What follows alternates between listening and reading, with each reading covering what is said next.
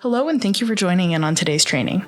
Heart & Solutions is a proud provider of CE-eligible trainings for our counseling community. This training may be eligible for continuing education credit hours through either the National Board for Certified Counselors, provider number 7376, or the Association of Play Therapy, provider number 21-645. To obtain CE hours for today's training, be sure to follow the steps in the description below to find and take your quiz. We are here today for a 3-hour training on an introduction to Adlerian play therapy.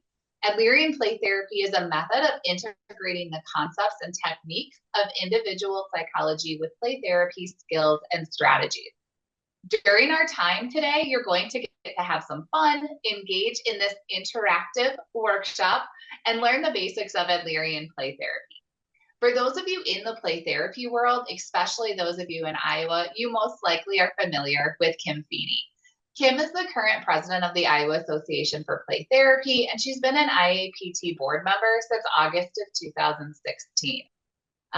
Kim is a licensed independent social worker and a registered play therapy supervisor in Davenport, Iowa. She has over 10 years of experience, the last 5 of which have been in private practice. Kim is an advanced certified Adlerian play therapist, a certified Adlerian play therapy teacher and consultant, and an internationally credentialed Santre therapist provider. She's an NDRIA approved consultant and a CE provider. She has a line of social and emotional therapeutic products. I will talk to you all about how to access those at the end of today. But to say that we are lucky to have Kim here is the understatement of the year. So Kim, thank you so much for taking some time from what I know is an incredibly busy schedule of yours and meeting with us today to give us an introduction to Adlerian play therapy. Absolutely. I'm very excited to be here. So yeah, throughout the training, you can definitely put your questions in the chat. You are also willing or able to unmute and just shout them out too. We're a small group, so I'm pretty informal in my teaching. So feel free to stop me. Feel free to interrupt me. I'm totally good with all of that. So Adlerian play therapy, and this is just going to be an introduction. I will start this introduction by saying Adlerian play therapy has a lot of jargon and terms with it. So don't get overwhelmed and bogged down in all the concepts. Pick the 1 or 2 concepts that really mesh with you well, that is really your jam, that you feel will help your clients the most, and master those concepts. Use them with your clients, get familiar with them, and then come back and add on another concept or 2. It doesn't have to be all at once. I'm doing Adlerian play therapy. It can be done in tidbits and baby steps. So that's just kind of a caveat before we dive into the introduction. All the concepts that we're going to be talking about today were based on Alfred Adler's individual psychology. And way back when, Alfred Adler knew that play was important by stating, play is a child's work, and this is not a trivial pursuit. And then, of course, Terry Kottman took Adler's individual psychology and developed it into what we know as Adlerian play therapy. One thing I like to always start my trainings with is the fourfold way, which is from Angelise Arian, who was a cultural anthropologist, and she went around the world to different Aboriginal and Native cultures and asked kind of the elders and the leaders in these cultures, what creates happiness for you? And she narrowed it down into these 4 things. So number 1, show up and choose to be present. Originally in her book, it's show up or choose to be present. However, myself and the other Adlerians, we kind of believe that those are 2 different things. I can physically be in a session with a child. That doesn't mean I'm necessarily present. I'll be honest, at times play therapy gets boring. If you're seeing the same scene played out in the sand for the 6th or 8th week in a row, your mind might wander.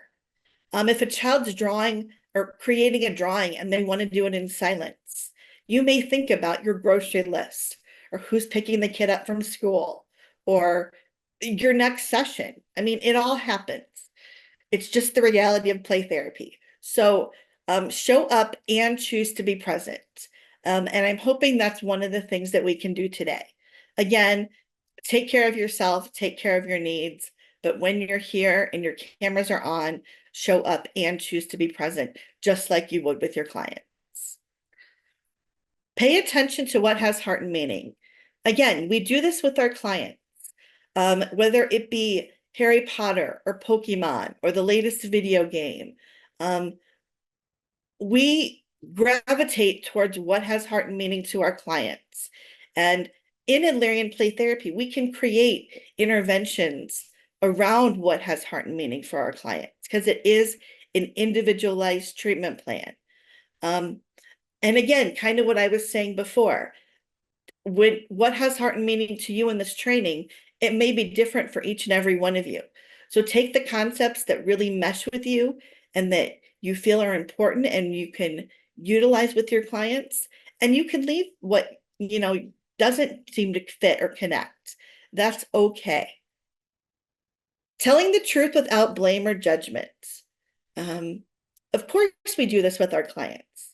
Parents come to us a lot of times defeated and feeling guilty and overwhelmed, and they've got a lot on their plate. And sometimes it might be one of the worst days of their lives to have to pick up that phone and ask for help. And we want to be non-judgmental in that relationship. We definitely also want to tell the truth. We want to be open and honest with that parent, open and honest with that child, no matter what their age, and obviously developmentally appropriate with our honesty, but we want to be open and honest and non-judgmental, accepting that parent, accepting that child, accepting that family for who they are. So again, during this training, we're going to be doing some interactive experiential activities. So be non-judgmental, but also be honest with the group as well as we're doing these activities. And then finally, be open to outcome and not attached. In my work as a play therapist, I have had those days where I've had the perfect intervention plan for a kiddo. I know exactly how I want to do it. I know in my head exactly how I want them to respond. And then that kiddo comes in dysregulated, or there's a crisis of the week, or they've gotten into a fight with a sibling or a parent or a peer, and it just doesn't happen. So while I've got this outcome that I want to happen, I'm not attached to it. I'm able to pivot in my session. I'm able to meet that child where they're at. And again, the same thing with this training. I'm sure you all have ideas of things that you want to get out of this training. And my hope is that I can meet all of that. So feel free to let me know if something's not landing again, or if you have a question or you need something more in detail. But I also want you to be open to outcome and open to things that you may not expect during our time together today. So that is the fourfold way that we come to it with our clients, we come to it for each other. So play therapy, just starting out with some of the building blocks. It's the natural language of children. It's metaphor, it's symbolic. I like to tell parents that play is how they communicate, and I get to be the detective, and I get to figure out what they're saying, and then I get to be the translator between the child and the parent. I get to teach the parent how to speak play again, because a lot of us as adults, we forget how to play. We forget what the symbolism means. We forget the beauty of it, the natural expression of it. And of course, going back to the powers of play, play facilitates a whole bunch of developmental, skill-based language, expressive, communication, emotional, social, cognitive. Play is just so important to children. And speaking of the therapeutic powers of play, there they are. We couldn't have a play therapy training without throwing those in, because those are the building blocks of play therapy. The communication, the emotional wellness, the social relationships, the personal strengths. So always keeping those in the back of our mind. delving a little bit deeper into play therapy, there are your non-directive play therapy theories, such as child-centered, Jungian, psychoanalytic, existential, where the client leads. It's more Rogerian in nature, where you're doing your foundational skills, you're tracking, you're restating, you're reflecting feelings, but you're not being directive. You're not bringing in an intervention or an activity. Then you have the other side of the spectrum, your very directive play therapy theories, cognitive behavioral, Gestalt, developmental, solution focused. Theraplay would be in this category. Things that the therapist plays that bigger role, and teaches the skills, teaches the interventions. And then in the middle here, you've got Adlerian and filial, where we get to go between directive and non-directive. Or I usually start with non-directive and then go more toward directive. But we can do both in the same session, or have one session that's non-directive and then a session that's directive. But we get to have the whole continuum, the whole spectrum in Adlerian play therapy. I can tell you what Adlerian play therapy is, but it's better from the horse's mouth. So this is a video of Terry Kottman. Obviously, this is an older video, but she talks about developing Adlerian play therapy. All of those places. So one of the things that I spend a lot of time doing is looking at the child in various contexts. So I'll go and visit a school, or I'll go and talk to kids from the neighborhood sometimes. So the major life environments are important. The family, yes, firstly, and then as they move out into the school. Yes. And then even the community broader. Right. And I also always look at the purposes of behavior. Adler said that all behavior has a purpose. So I spend a great deal of time in my therapy with the children thinking about the purposes of their behavior. You like the way that they will play, or the toys they choose? The toys that they choose, and how they play, how they interact with me, how they are in the playroom. This is kind of like one big projective technique? Yes, basically. That's what play therapy is. In a minute, we're going to watch you work with a young 5-year-old boy, and Joshua is his name. Maybe you can talk a little bit about that in light of what you've just been telling us, and kind of set it up for our viewers. Okay. Joshua lives with his grandmother right now, but his mother has kind of come back into his life, and he's living in 2 houses. Huh? So that's a struggle for him, because he doesn't know where he belongs. He doesn't kind of know how he fits in each of those places. So when he came into the playroom, well, first of all, he wasn't so sure he wanted to come in. He decided he wasn't going to come, yeah, basically. He said, we were going south and he was going north. Absolutely not. I'm not going in there. I'm not doing this.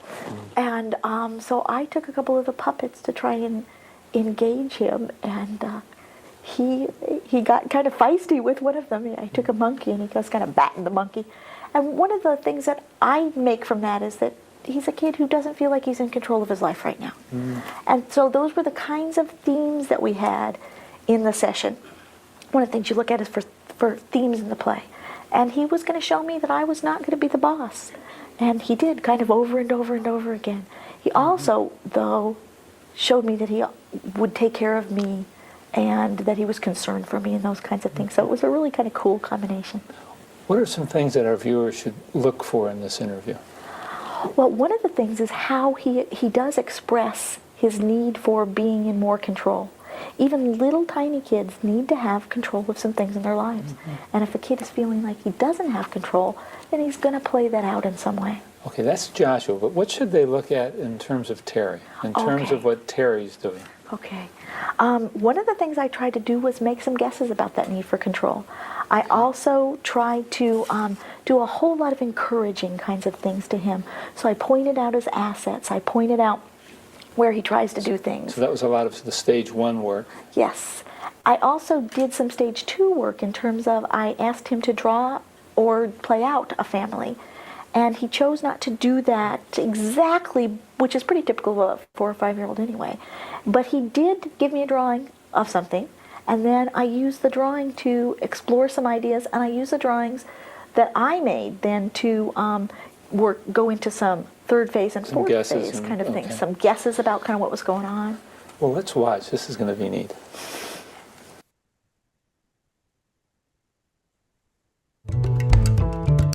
Okay. So if you've been around play therapy a while, you kind of have an idea of the toys and stuff that are used. The toys used in Adlerian play therapy are no different than what you would have like in a child-centered room or Gestalt or things like that. But you just want to make sure you've got a little bit of every category covered. So you want to have family nurturing toys, exploring those family relationships, dollhouse, puppets, animals, baby bottles. You want to have some aggressive toys. And it doesn't necessarily have to be like your weapons, your guns and knives, especially if you're in a school. Definitely don't take those kinds of things into the school. But you can do like hammer and nails, tools for pounding. You can do like, I think of like the old fashioned ping pong ball things where the ball is attached to the ping pong paddle, and kids can do that aggressively. Anything cathartic that can get out some of those angry and aggressive feelings. You want to have like pretend fantasy toys. And this can be like the doctor kit, cell phones, miniatures for sand tray, masks, dress up stuff, anything that they can explore fantasies and trying out being somebody else, taking a different role. Scary toys, dragons, dinosaurs, snakes, sharks. And these can be in the form of puppets. It can be in the form of miniatures. Some reality, some fantasy based. And then finally, expressive toys. And this can be anything that is included in like the art, expressive category, from really simple like crayons and markers and paper to like recycling, like egg cartons and paper towel rolls and Play-Doh and paint, and the list that you could have in this category is endless. So as long as you've got a little bit in each category, you're pretty covered well for Adlerian play therapy. Now, skills, strategies, and techniques. For the longest time in my play therapy career, I used all three of these words interchangeably until I took a class from Terry and she set me straight. Play therapy skills are our building blocks. Things like tracking, reflecting, restating content. It's the things that we say in the playroom. Then we have the strategies, which are our broader categories. Storytelling, movement and dance, sand tray, art. They're like your big buckets. And then within those buckets, you've got your individual techniques. So in the art category, you're going to have your kinetic family drawing. In your sand tray bucket, you're going to have the create a world technique. So it starts with just the things that we say, then it goes to the big buckets, and the techniques are the things that we actually do in the drawing. Because in play therapy, the doing is the therapy.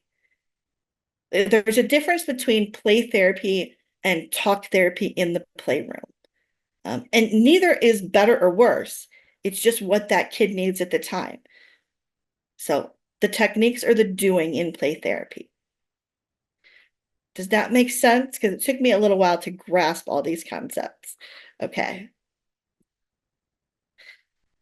So we're going to start by looking at some of the foundational skills, because like I said, we can be non-directive and directive in our sessions with the kid. And I usually, like I said, start with some non-directive stuff. So I'll start with just tracking that behavior, kind of the play-by-play. What is the kiddo doing? And when we're doing this, we do not want to label the objects. We want to have the child make that meaning for themselves. Because again, individualized treatment, that whatever it is, could mean whatever it means to that kiddo. And that's what's the most important. What has heart and meaning to that kiddo? Going back to the fourfold way. Restating content, just paraphrasing the child, what the child's saying. reflecting feelings, both the obvious and the underlying, the nonverbal emotions. And we want to avoid the makes you feel statements. We want that child to be able to own those feelings, to take responsibility. Nobody makes me feel that way. I'm owning what I'm feeling. Even if it's anger or sadness or anxiety, I'm going to own that for myself. Returning responsibility. Again, non-directive, letting that child lead. They can make decisions for themselves. And here, that object can be whatever they want to be. They want it to be. Limit setting, there is a specific way that we limit set in Adlerian, and that comes through in another slide. So we'll skip that for a little bit. Encouragement is one of the hallmark skills of Adlerian play therapy. We use encouragement over praise. Encouragement being things like progress and effort. You're working really hard at that. You're getting better at that. Versus the good job, great job. The reason that we do this is encouragement gets at that internal motivation. It's more about the process of the doing. Again, the doing is the therapy versus the final product, the creating for the validation. So we want more encouragement over the praise words. Part of that directive part in Adlerian play therapy is we can answer questions for that kiddo.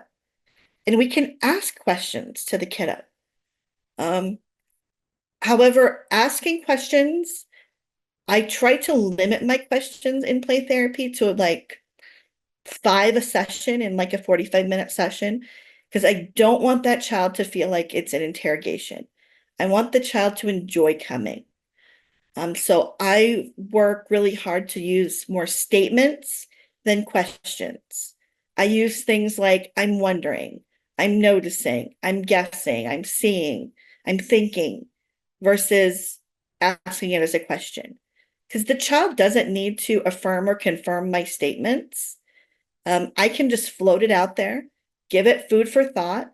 Lots of times in play therapy, you hear the term, we're planting seeds. And that's really what we're doing when we're making these statements. We're making those guesses. We're just planting seeds. One of my favorite skills is just interacting actively with the child and playing with the child, joining with them in the play, getting your hands dirty. I made slime yesterday and I still have ink on my hands. But yeah, just playing actively and engaging with that kiddo and connecting and building that relationship. Of course, because play is metaphor, we will use the child's metaphor in play therapy. The caveat to that is some kids are more concrete kids. They don't talk in metaphors. They don't understand metaphors. So if we're giving a story, it's going to be more of a concrete metaphor. It's going to be about Susie and Johnny versus Toby the turtle and Donald the duck. So keeping in mind, again, what has heart and meaning for this kid? The other kind of hallmark skill of Adlerian play therapy, and we will delve into this a little deeper later, is that meta-communication skill. It's what Terry referred to in the video as making the guesses about the purpose of behavior. And it also involves, reflecting feelings, underlying messages, patterns of behavior. And like I said, we'll go into that in detail in a little bit. So again, here's just another slide looking at skills, strategies, and techniques and breaking down all the different strategies or big buckets that you can have. So structured play activities would be like playing school or playing in the dollhouse, playing in the kitchen.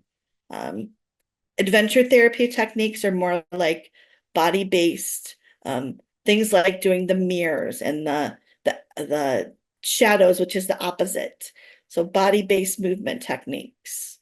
Of course, Santre, anything with dance, movement, music, art, and then storytelling and therapeutic metaphor design. So I think, okay. So getting into some of the meat of this, the basic tenets of Adler's individual psychology. Number one, people are socially embedded and they have a need to belong. What's it like to be this kid in this family at this time? What's it like to be this kid in this classroom at this point in time? How does that kid find their belonging? How are they fitting in? How are they fitting in at home, at school, with their Girl Scout troop, with their baseball team, all the different systems.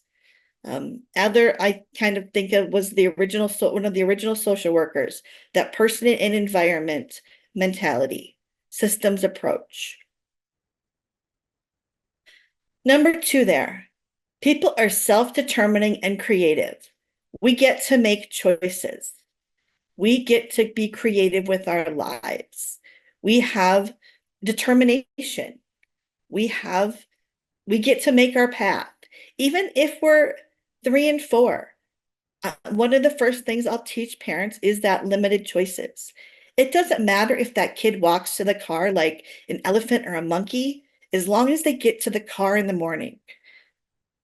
So allow that kid to make choices. Allow them to be creative. Number 3 there, all behavior is goal-oriented or directed or has a purpose. That's the big one right there. When I get stuck with a client, I will go back and I will ask myself, what's the purpose of the kid's behavior? What need are they trying to get met? What are they trying to communicate to me? And all behavior, whether it's positive or negative, has a purpose. And that's, again, my role is to figure that out, to play detective, to be the translator, and to figure out the purpose of that kid's behavior. And then, of course, to give them some insight into the purpose of their behavior, and then to give them a skill to replace that unwanted or undesirable behavior, which we'll talk about when we get to the phases. Reality is subjective. Yes, all of you are sitting in the same training, but you're all taking in different pieces. You're all filtering it through your lifestyle, through your way of thinking, feeling, behaving. So we're all have a different perspective or a different view of it. And each kid in a family, each kid in a classroom is going to have a different lifestyle, a different way that they view reality. So keeping that in mind. It doesn't matter if they're twins and they grew up exactly in the same household. They're going to have their different approaches on life. We all do. And then people are unique integrated units and cannot be separated into parts. So as Adlerians, we look at that child as a whole. We don't look at it into like this part and this part. I'm working with that child as a whole, whether it be I'm looking at the child as the family system or the school system or the community system, all of it together. How can I best help this child? And then finally, I'm going to be throwing around the term lifestyle a lot. And lifestyle is just comprised of a person's beliefs about self, others, and the world, and then their behavior based on those beliefs. As you'll see, again, there's lots of components and concepts that make up lifestyle, but really it boils down to how we see self, others, in the world, and how we act based on those beliefs.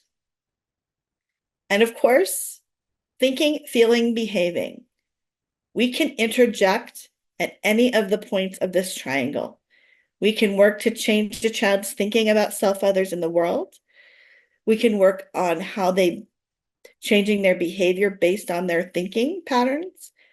We can work on how they feel about self, others, in the world. We also always bring it back to the body, because again, the doing is the therapy, whether it be creating an art project or playing house or throwing a beanbag against a wall. The doing is the therapy. So bringing it back to that. Adlerian play therapy is broken down into 4 different phases. Now, keeping in mind, these phases are not linear. They are very fluid. If I am in a first or second session with a kid and I'm building the relationship and an opportunity comes up to teach them a skill just naturally, I'm going to go ahead and do that. I'm not going to shut it down and say, oh, that's a phase 4 intervention. I can't do that because I'm still building the relationship. So as I teach these, keep in mind they're very fluid. So phase 1 is just building the relationship. It includes things like the initial intake, meeting the child for the first time, doing things like demystifying the play therapy process, orienting that kid to the playroom, orienting parents to your process of your play therapy process, and sometimes just play therapy in general, because a lot of parents don't know what play therapy is when they come into our office. And then it's going to include the skills like tracking, restating, reflecting, cleaning the room together, because that builds that relationship. Shared power, an egalitarian relationship. So cleaning the room together at the end of the session. Next, we want to explore the child's lifestyle. And again, lifestyle has a lot of different components that we will go into deeper. And then at that point, once I have an idea of that kid's lifestyle, how they view self, others, in the world, I can build my treatment plan based off of where I want to intervene in those beliefs, whether it be with the beliefs, the thoughts, the feelings, and how I want to do that. Then, as I said before, we want to help them gain insight into their lifestyle. We want them to understand the way they tick. We want them to understand those beliefs about self, others, and the world, and the purposes of their behavior and the reasons they do the things they do. Because without knowing the reasons we do things, it's hard to change those behaviors. And we do that a lot through metaphors, through storytelling. And then we want to give them the new skills. We want to reorient and re-educate, helping them have new skills and new behaviors. And we do that through the play, of course. Again, the doing is the therapy. Now, as I'm doing these phases with the child, I'm simultaneously doing them with the parents. I'm simultaneously doing them with the teachers if I have access to teachers. Because I want to know the parents. Their lifestyle plays a part into that kid's lifestyle. The teacher's lifestyle and how they teach plays a part into how that student responds at school. So I want to know about the teacher's lifestyle, the parent's lifestyle. And I may need to help the parent gain insight into the way that they're parenting that kid. I may want to give them new skills to try at home, or give that teacher new skills in the classroom based on the way that this child thinks. So all simultaneous. And like I said, all very fluid. Like I use COVID as an example. I may have been in phase 3 and phase 4 with a lot of my clients when COVID hit, but the minute I had to go on a screen and none of us really knew how to navigate that, we were building a relationship again because it was a different kind of relationship. So very fluid. Can I jump in with a question real quick? Of course. Okay, so you touched on the child picking up the playroom with you. At another training I was in, they talked about the child should not be responsible for picking up, and that's the therapist's job after. But in my experience, the children are always excited and asking me if they can help clean up with me. Yeah. Again, it depends on your theory. But as Adlerians, we believe in that shared power, and that, we created this mess together. We're going to clean it up together. And I agree, giving that child that ownership and that accountability and responsibility boosts their confidence. So yeah, I like cleaning it up together. Now, I will say, again, because Adlerian is individualized, There are some kids that I don't have clean up the room because it's therapeutic for them not to. When I think of like really perfectionistic kids, kids that are more, for lack of a better word, parentified or overly responsible, it's going to be therapeutic for them to leave a little bit of a mess. Also understanding that these kids probably pick up things as they go because of their personality and their lifestyle. But if they leave a jar of paint out on the floor, that's okay. It's going to be therapeutic for them to leave a little bit of a mess and to sit in that uncomfortability for a little bit. So again, all individualized. So looking at your client and what's best for them as well. Okay, thank you. So again, phase 1, we're building that relationship. We're doing those non-directive skills. You can be directive in phase 1, and I do have some directive activities that I use in phase 1, especially with kids that go into the playroom and they're kind of frozen or overwhelmed by the amount of choices. I always want to have an activity in my back pocket to introduce them to the playroom, to get them familiar, to kind of get past that initial shock of the amount of choices that they do have. Or sometimes kids are slower to warm up, so they may be a little shyer. They may not want to come in and explore the playroom like some kids. So I always have some directive activities in my back pocket. So I'm not saying that phase 1 has to be non-directive, but I do use a lot of the non-directive skills in phase 1, even if I'm doing a directive activity. So I'm going to be tracking, restating, reflecting, returning responsibility, helping that child to feel comfortable in the playroom, to know that in here they get to decide. I'm working on that shared power. One of the first things I say when I meet a child in the playroom is that sometimes in here you'll get to be the boss, and sometimes I'll get to be the boss. So I establish that from the beginning. Now, I will usually follow that up with, today you get to be the boss and can decide what we're going to do. But I do establish from the beginning that we're going to have that shared power. I do a lot of encouraging in phase 1. And again, we'll get into it in more detail exactly how to encourage. If necessary, I'm going to set limits. And again, we get into that, the specifics of that in another slide. Playing with children. That's the best way to build that relationship. Because again, play is their natural language. So by playing with them, we are communicating with them. We're building that relationship. And then, of course, we talked about picking up the room. This is the limit setting slide. So if I need to set a limit, again, going back to the fourfold way, I will state the limit in a non-judgmental manner. So it's against the playroom rules to throw sand outside of the sandbox. It's against the playroom rules to hit me in the head with the pool noodle. So non-judgmentally, it's against the playroom rules to XYZ. Then, of course, because all behavior is purposeful, we're going to reflect feelings or make guesses about that behavior.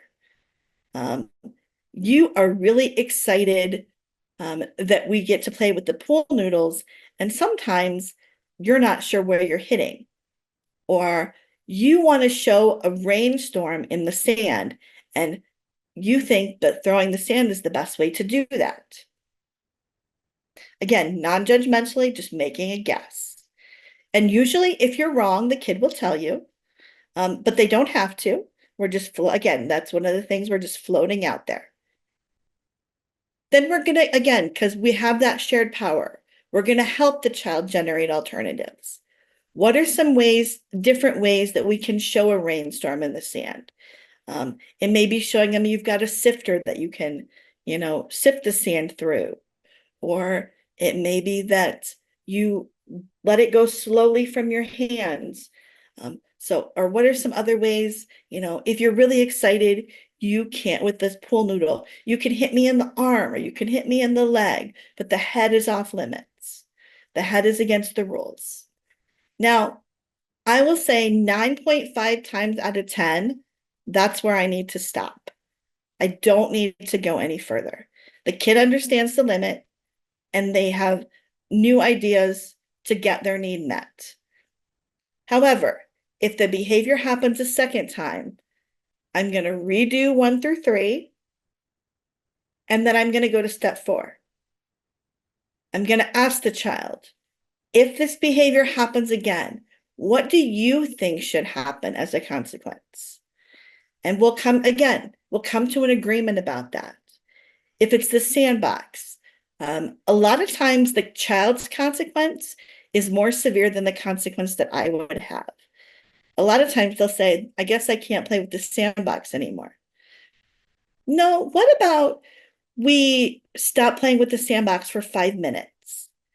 I like to give that child a chance to rupture repair, to get it right, to try again, because that's what therapy is about. It's about making mistakes and learning from them. Same thing with the pool noodle. We put the pool noodle on a shelf for 2 minutes. Even if I've got 2 minutes left of the session, we're going to stop playing with the pool noodle for a minute. And then the last minute of the session, we're going to come back to it to give that child a chance to get it right. And then, of course, if it happens a third time, then we do impose the consequence. So it's kind of like a 3 strikes, you're out method. So encouragement. I talked a little bit earlier about the reasons that we use encouragement. It conveys that unconditional acceptance. It shows faith in the child. It focuses on assets and strengths, the doing versus the doer, or the process versus the product. Like I said, we can encourage effort. I have an over-the-door basketball hoop in my playroom, and I have little kids, 3, 4, 5 years old. They will spend half the session trying to shoot the ball in the hoop. And I will sit there and I will encourage them. Oh, you're trying really hard. You're not giving up. Oh, that one got really close. You're getting so close. You're trying. You're not getting discouraged. You keep going at it. And that'll be half our session, encouraging them, building them up. We can encourage progress. I had a little girl, she was 4, that she was learning how to draw a heart. So I taught her how to do a V and put an M on top. And when I first taught her how to do that, she got really upset that hers did not look like mine. And I kept encouraging. I kept saying, let's practice it. It'll get better. You're working really hard. The next week, she came in and showed me her heart. She was so proud to show me that she had practiced throughout the week. And I encouraged that. You are so proud that you have improved in making your heart this week. So we want to encourage that progress that kids are making. The other things we want to encourage kids to be the expert at things. There is so much media and books and TV and video games and pop culture out there that we cannot be the experts in everything that has heart and meaning to a kid. It's just not possible. So I allow the kids to be the expert at those things. If they've got a new game that they're excited about, teach me about that. Tell me the reasons it's important to you. Tell me what the goal of the game is. What are the characters like? What are the stories of the characters? If it's a book they're reading, if it's a show they're interested in, allow the kid to be the expert and encourage that in them. The next piece of this, modeling the courage to be imperfect. That's the one that I am personally the best at. It is just admitting when you're making a mistake and saying, oops, I am imperfect too. I made a mistake, I got it wrong, and you know what? The world didn't end. It's okay. I teach parents to do this too when they make a mistake, to narrate it. They try a new recipe for dinner and it gets burned. Oops, laugh about it and call Pizza Hut. You know, it happens. We're all imperfectly imperfect. And normalizing that for kids goes so far. And then the final thing that we want to encourage is we want to encourage that independence in kids. We want to encourage them to have that responsibility. So that's why we return responsibility in the playroom. I think you can try that for yourself. I think you can decide that for yourself. Now, obviously, there's some kids or some things that a 4, 5, 6, 10-year-old cannot do. It's just not within their capacity. So again, going back to that shared relationship and working as a team to come up with a solution to the problem. How can we figure this out together? If it's a miniature on a high shelf and I need to get the step stool out, or they're not sure the best way to mix the paint. Oh, okay, we've got a cup and we've got a plate. You can decide which one you want to use. So giving them the options and allowing them to build that independence. So any questions about the things that we encourage, the reasons we encourage? Because like I said, this is one of the hallmark skills. Okay, so like I said, I do have some directive activities in phase 1. And the first one is called the 4 F's. So if you have a piece of paper, take it and divide it just into 4 quadrants.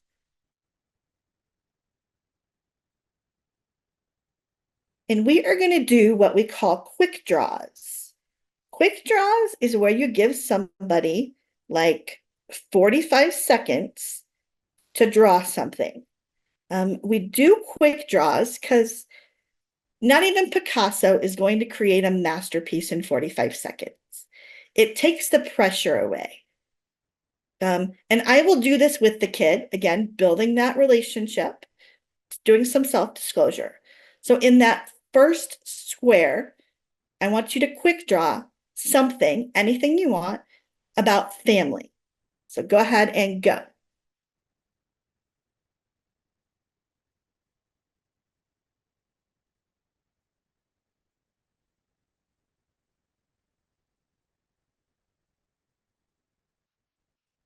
All right. In your next square, something about friends. Go.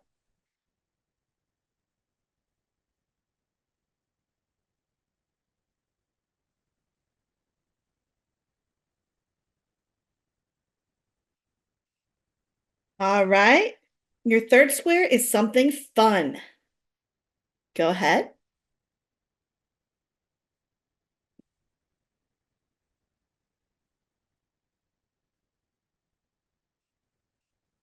And your final square is food. Go.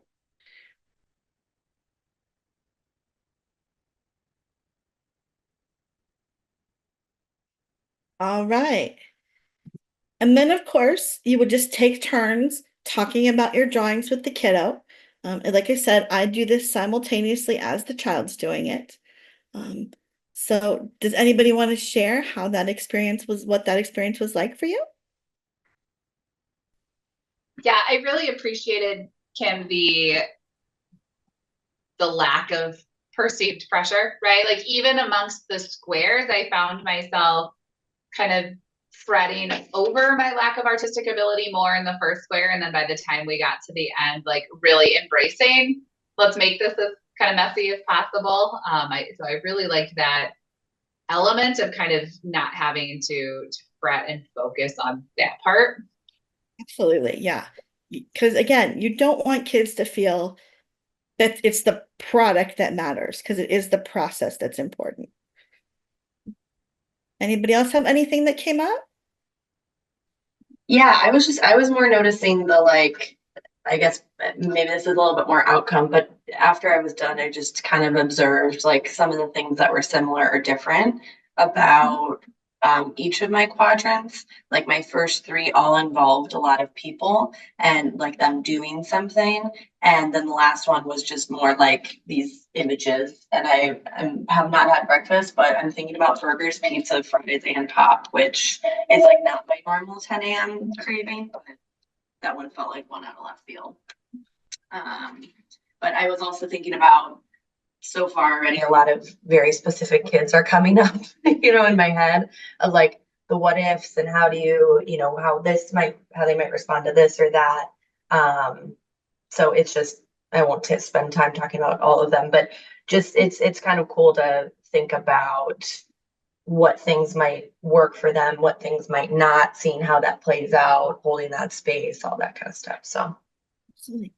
And like I said, the phases are fluid. So yes, you're going to get some lifestyle information, some family, friends information in phase one, just because you can't build a relationship without getting to know about that kid. So it just goes to show how fluid they are.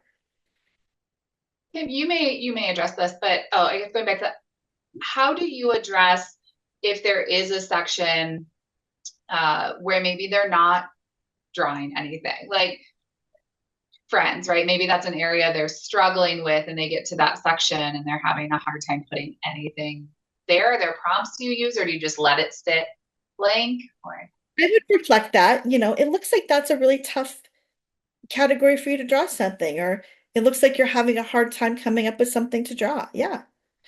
And I may, like, if it's a kid that doesn't have a lot of friends, what would you want your friends to be like? I may help them get there. Come up with something. Absolutely. So phase two, we are exploring the lifestyle.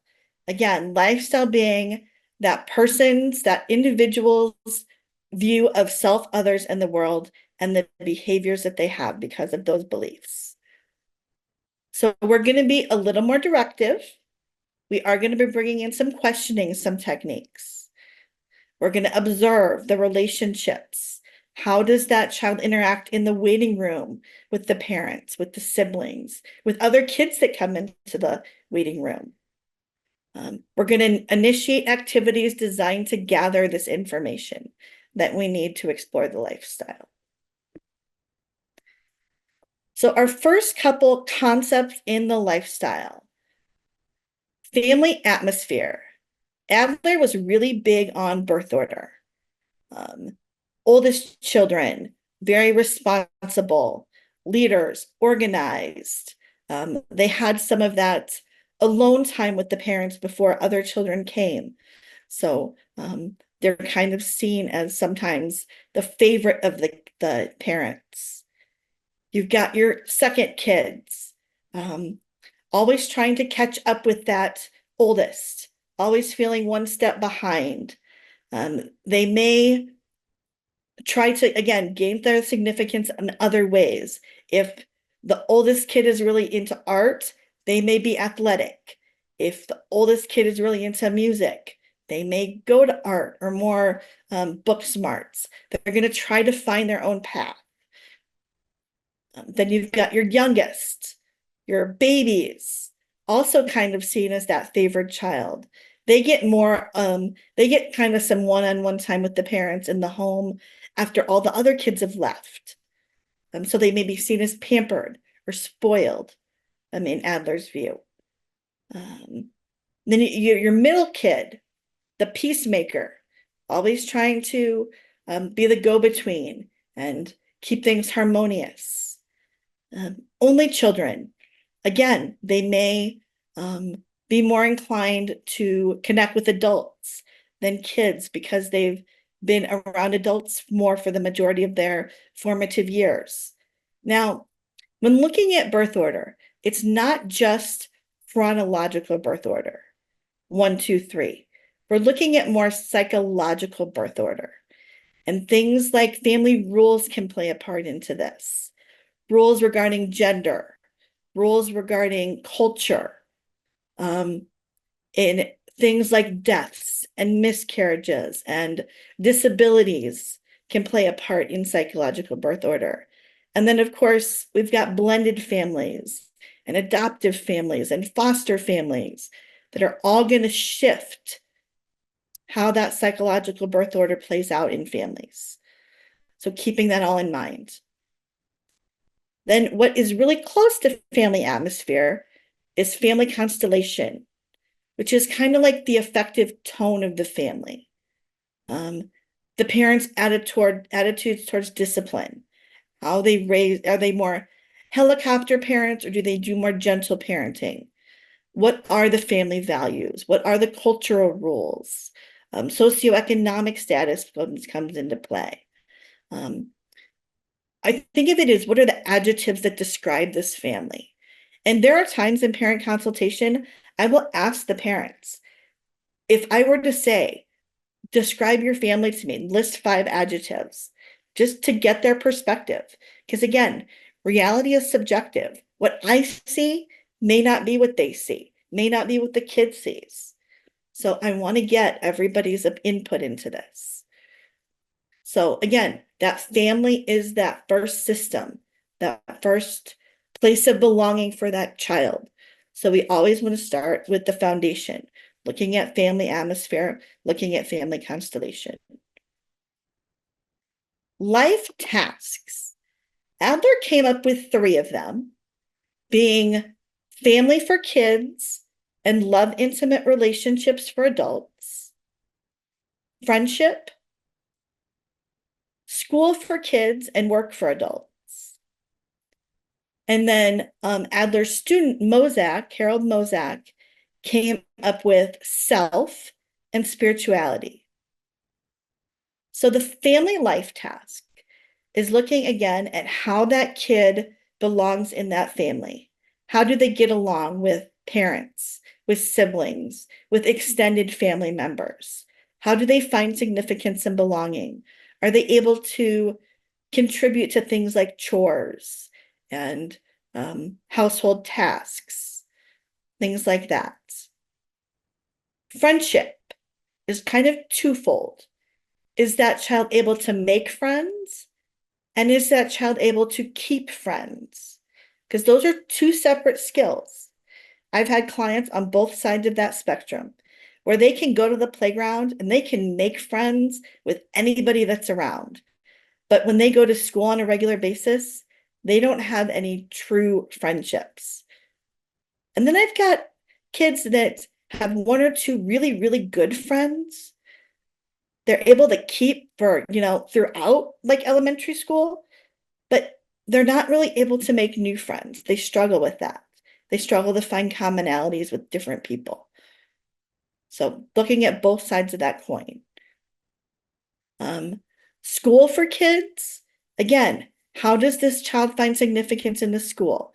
And we're looking at both academic and social emotional. So you'll start to see how the concepts start to interweave, because family constellation, family atmosphere is going to play a part in that family life task. The friendship life task is going to play a part in the school life task with that social emotional piece. So it's all kind of connected. Self-confidence, self-accountability, responsibility. How do I view myself? Am I able to take care of myself? Am I able to assert and set boundaries for myself? All of that is going to play a part in self. And then, of course, spirituality, existential. How do I feel about the meaning of life?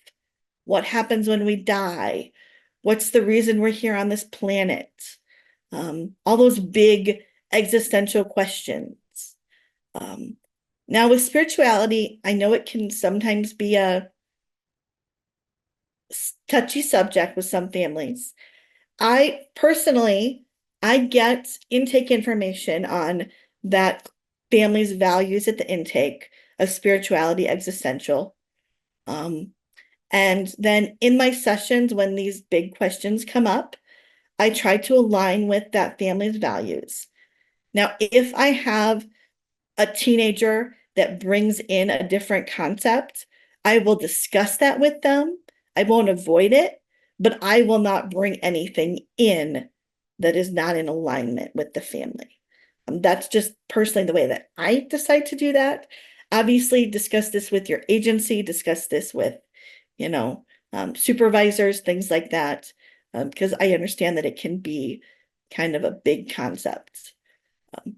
But so we're looking at these kind of big buckets and how the child is functioning in each of these areas.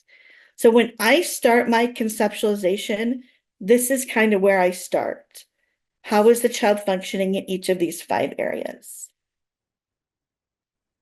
Early recollections are just our early memories, because we selectively remember things that have happened to us in our lives. And the early memories give us a sense of the person's lifestyle. So an early recollection for a kiddo can be anything that happened before that session. So when we're looking at adults, we say anything usually that's happened before the age of like 6. But obviously, if we're working with a 4-year-old, it's anything that happened previously can be an early recollection, because that's going to be forming their lifestyle. Now, if I'm working with an older kid, I definitely try to get the memories before age like 6. Like if I'm working with a teen or a tween. And the reason we get early recollections is a lot of times they form our behaviors now. If I've got a kid that's struggling in school, I want to know, what was that first day of school like for them? What was that teacher like? What was the class like? How did the family prepare them to go to school? So I'm going to get more focused early recollections. If I've got a kid that's struggling with friendships, tell me about your first best friend. And are you still friends with them now? Or did something happen? Because again, life happens in patterns. We repeat ourselves. History repeats itself. So getting these early memories is going to help me decipher what's happened in this child's life. All right, personality priorities. Take a minute and look at these 4 bullet points and pick out the one that you want to avoid the most. And kind of give me a thumbs up when you think you've got it. All right. So if you want to avoid the most, having people angry at you, not being able to please others, or being rejected, you are with me, you would be a pleaser, because you want to avoid people being angry at you, conflict, things like that.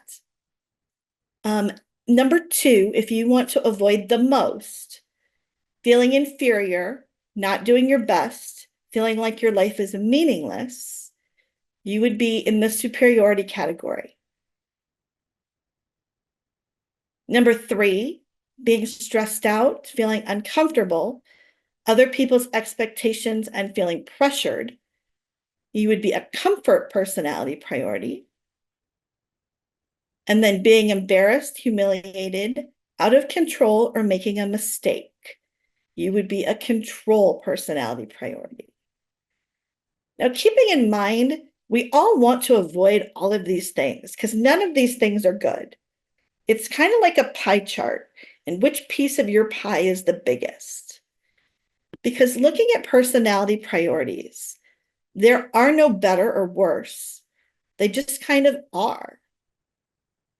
And there are 4 of them: comfort, pleasing, control, and superiority.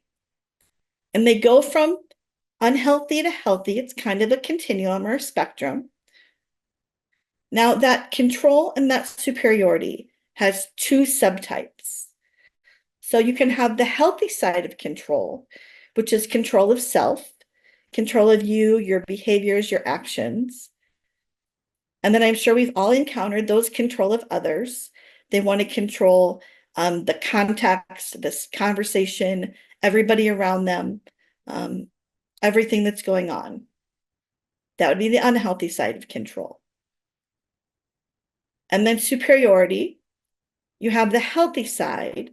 You have your achievers that are always striving to do their best, wanting to constantly get the next gold star, so to speak. And then you have your outdoers, people that are always competing for that first place. I think of it as the friend who you go to meet them for dinner and you say, I've had a horrible week, this, and this happened. And then they're going to jump in. Oh, my week was so much worse because this, and this happened. Always trying to one-up you and outdo you. So again, healthy to unhealthy. So as a pleaser, unhealthy pleasers, I'm not able to set boundaries. I'm bending over backwards to please everybody else. My own needs are getting put to the side. Healthy pleasers, I'm able to set those boundaries. I'm able to prioritize self-care. I'm able to think about my yeses and my nos. And I'm not quick to say yes to everything. And then comfort, on the unhealthy side, you don't conform. You don't complete tasks. You procrastinate. You may look lazy. On the healthy side, you're able to get tasks done, even if it's the minimum viable product. You're able to get it done. You're able to push yourself enough to meet the minimum expectations. That makes sense? Again, no better or worse. They all have positives. They all have negatives. Crucial C's. One of my favorite components of Adlerian, developed by Amy Lou and Betty Lou Bettner. And they did, I want to say it was their dissertation or research project. And they determined that these 4 things were what kids need to thrive and flourish. They need connection. They need to be able to connect with others. And that's the desire to connect and the ability to connect. So again, 2 separate skills. I've got kids that really want to connect, but they don't know how. And I've got kids that know how, they just don't want to. They want to avoid people.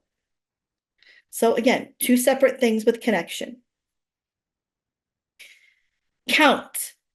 We all want to feel significant. We all want to feel that we're making a difference, that we're contributing, that we're counting. Capable. We all want to feel that we can do things well. Again, thinking of those kids and that encouraging their independence, encouraging their expertness, allowing them to be capable. And then courage. Trying new things without the guarantee of success. Putting yourself out there, even though you might not succeed. Having that courage to be imperfect. Being willing to fail. So, kids that have connection, they believe they belong versus needing communication skills. They feel secure, they make friends, they cooperate versus that attention seeking or that competition. If they don't connect, they can be more susceptible to peer pressure because they want to connect, but they don't know how. Capable, they believe they can do it versus that need for self-discipline. They feel competent, they have control versus trying to control things, feeling inadequate, seeking that power. Count, they believe they matter versus needing to assume responsibility. They feel valuable, they can make a difference versus that insignificance or seeking revenge. And then courage, they can handle what comes to them. They're willing to try, they're resilient versus feeling inferiority and giving up and avoiding things. So those are the crucial C's, another lifestyle component. Now, if you notice, as we talk about goals and misbehavior, sometimes they can go hand in hand with the crucial C's. So kids that need connection may be misbehaving in the form of attention. And then those capable, they seek power. Count, they seek revenge. And courage, they're going to give up.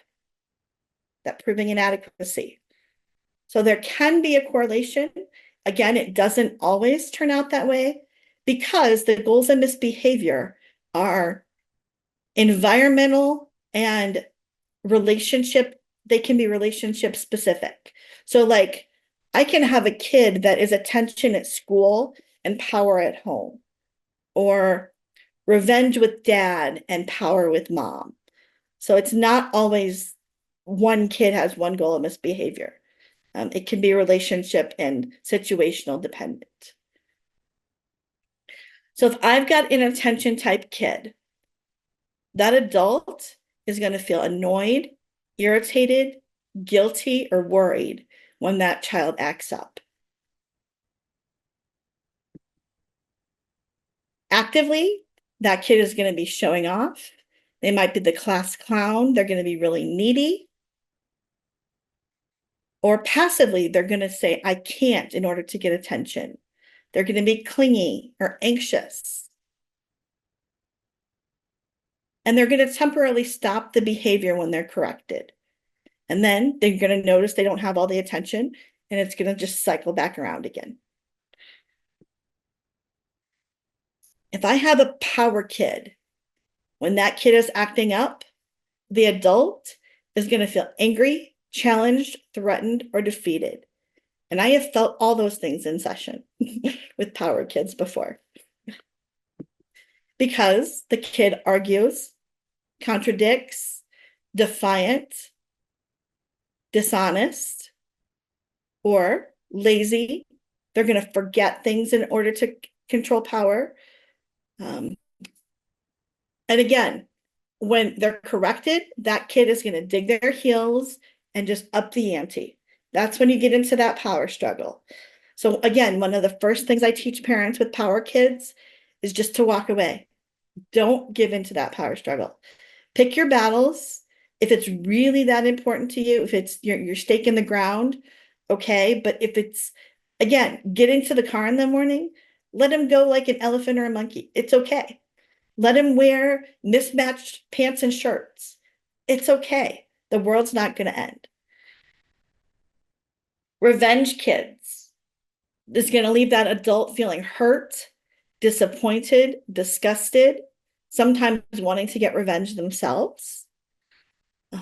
When I think of revenge kids, I think of that stereotypical teenager slamming the door saying, I hate you, you're the worst parent in the world. That's revenge behavior. I also see, unfortunately, a lot of revenge behaviors in foster kids, especially those that move around a lot. They don't want you to get close because they're afraid they're going to get hurt. So they're going to act out in revenge.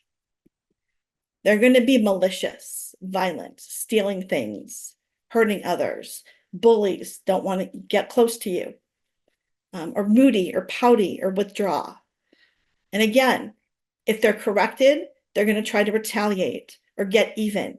Again, that revenge is escalate. And then assuming inadequacy or proving inadequacy. Again, I've had a lot of these feelings in my playroom sometimes. Despair, hopelessness, helplessness, inadequate. A lot of depressed teenagers, self-harming behaviors, suicidal behaviors, that kids would fall into this category. Because the active action is suicide. They give up. They don't want to be here anymore. Passively, they give up. They don't try. They withdraw. And when corrected, they retreat. I go for a lot of little wins with kids like this. Baby steps. You showed up for session today. That's huge. I make a big deal out of that with these kinds of kids. Temperament is a newer one in lifestyle that Terry has added. She probably added this about 7 years ago or so. There's kind of 9 temperament traits here that we're looking at. Activity level is the first one. And again, all of these are on a continuum of like high to low. So high activity kids, they're your kids that go into the playroom and bounce from toy to toy to toy. They can't sit with one activity for very long. They have to be moving around, or they're always fidgeting in class, tapping their foot, or playing with their fingers or twirling their hair. Again, of course, there's low activity kids that are just can sit still, don't need all that activity. Rhythmicity, regularity. We are looking at your biological functions, sleeping, eating, going to the bathroom. Like I have kids, because I try to do weekly sessions at the same time every day, that 5-10 minutes left of session, I have to go to the bathroom every week. It's the same thing. Those are your high rhythmicity kids. And then, of course, there's kids that are just kind of go with the flow. They don't need to eat at the same time. If they don't get the same amount of sleep, they're still okay in the morning type thing. Approach, withdraw. I think I mentioned earlier, slow to warm up kids. So that's this kind of kid. Kids that are either slower to warm up, they're going to dip their toe in the pool, or they're going to plunge right in. They're cannonballing into the pool, and they're going to hug you the minute they meet you. So approach, withdraw there. Adaptability. I think of kids like that are high, or I guess that would be low on adaptability, like the kids, if you have a fire drill or an assembly at school, they're going to throw them into a tailspin. Like I was a really low adaptability kid. Like on a Saturday, my mom would say, okay, we have to go to the store and the bank and get gas. And then if between the store and the bank, she said, oh, I forgot, I have to go pick up the dry cleaning, that would send me, like, I would have a full-blown meltdown, because it's like in my head, I knew we had 3 places to go. And she threw that 4th one in, and it just messed up my whole schedule in my mind. And then, of course, there's kids that you say, hey, we got to stop by the dry cleaner. Okay, no big deal. Threshold of responsiveness is going to refer to your sensory sensitivity. The kids that have to have the tags cut out of their shirt or wear their socks inside out because of the seams. And then, of course, there's people that those things just don't matter. Intensity of reaction, pretty much just that. Like, my mom is very high intensity of reaction. I'm constantly telling her she's yelling, and she'll come back with me, oh, I'm just passionate. She's very, high intensity of reaction about everything, versus your lower intensity. Sometimes kids that will withdraw or hold it in when they have a reaction, and they won't outwardly show it. Quality of mood refers to things like optimism and pessimism. Of course, if we had high quality of mood kids in our playroom all day, it would be a really fun day. But of course, that's not reality. We've got a mix of quality of mood. Distractibility. Kids that are high on distractibility, when someone walks by their room, they're gonna turn and look, or a bird flies by the window, they're gonna be easily distractible, or they hear a noise, like the air conditioning comes on in your playroom, and that grabs their attention. Versus kids that can just keep doing what they're doing. And then attention span resistance refers to just that. Is it a kid that can sit there and work on a puzzle until it's completed? Or do they need to, again, pause and jump again? They can't hold their attention. So, again, with temperament and also personality priorities, I look for mismatches. Like I said, adaptability, that caused problems for me when I was a kid. My mom was very high adaptability, and I was low. So looking at those mismatches. Same thing, like I said, with personality priorities. If you've got a control parent and a control kid, they're going to butt heads. If you've got a superiority parent and a comfort kid, they're going to have battles, or even vice versa. They're going to want parent to do more while the kid, and they're not going to understand.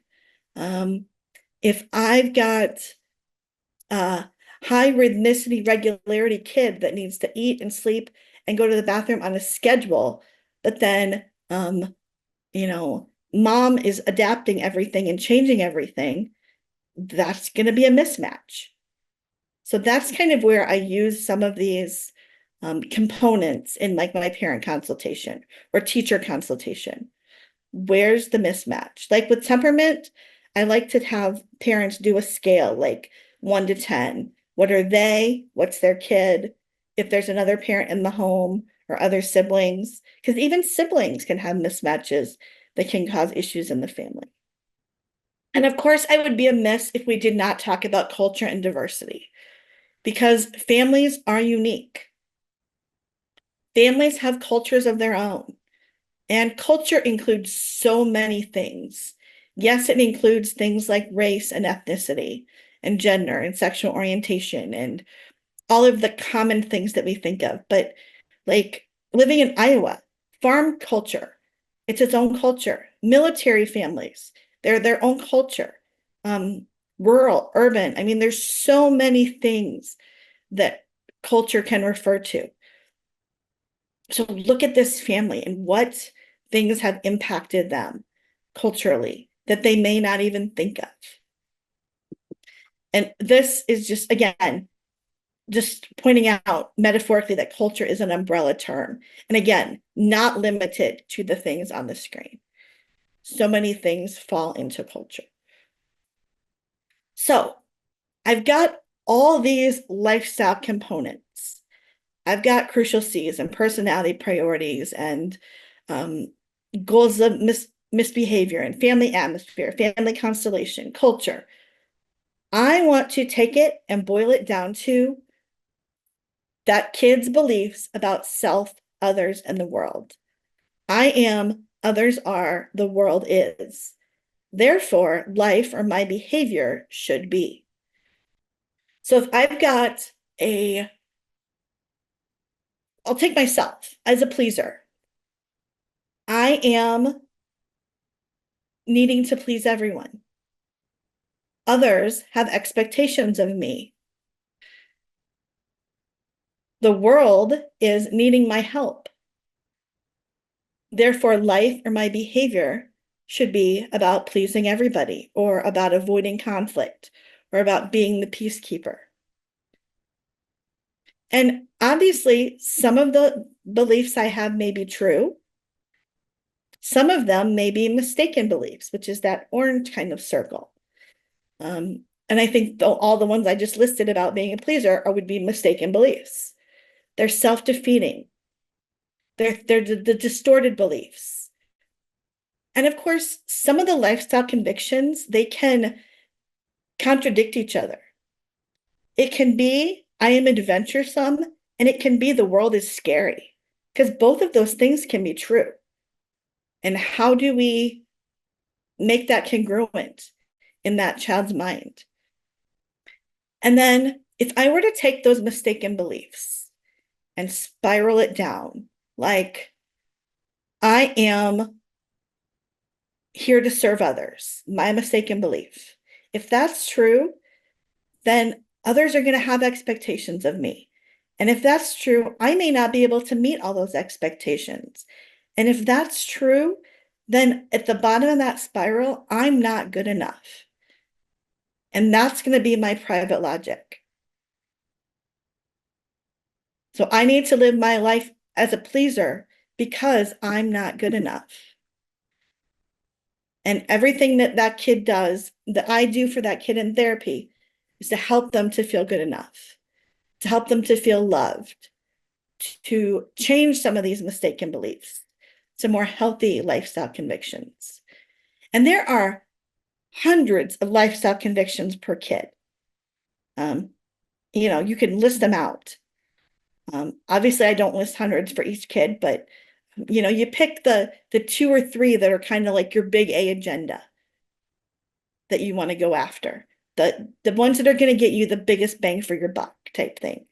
Like if I take this kid's unhealthy pleasing and turn it into healthy pleasing, then they're going to be able to feel like they count with their crucial C.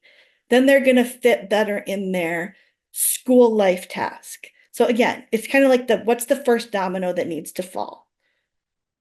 So time for inactivity, because that was a lot of stuff.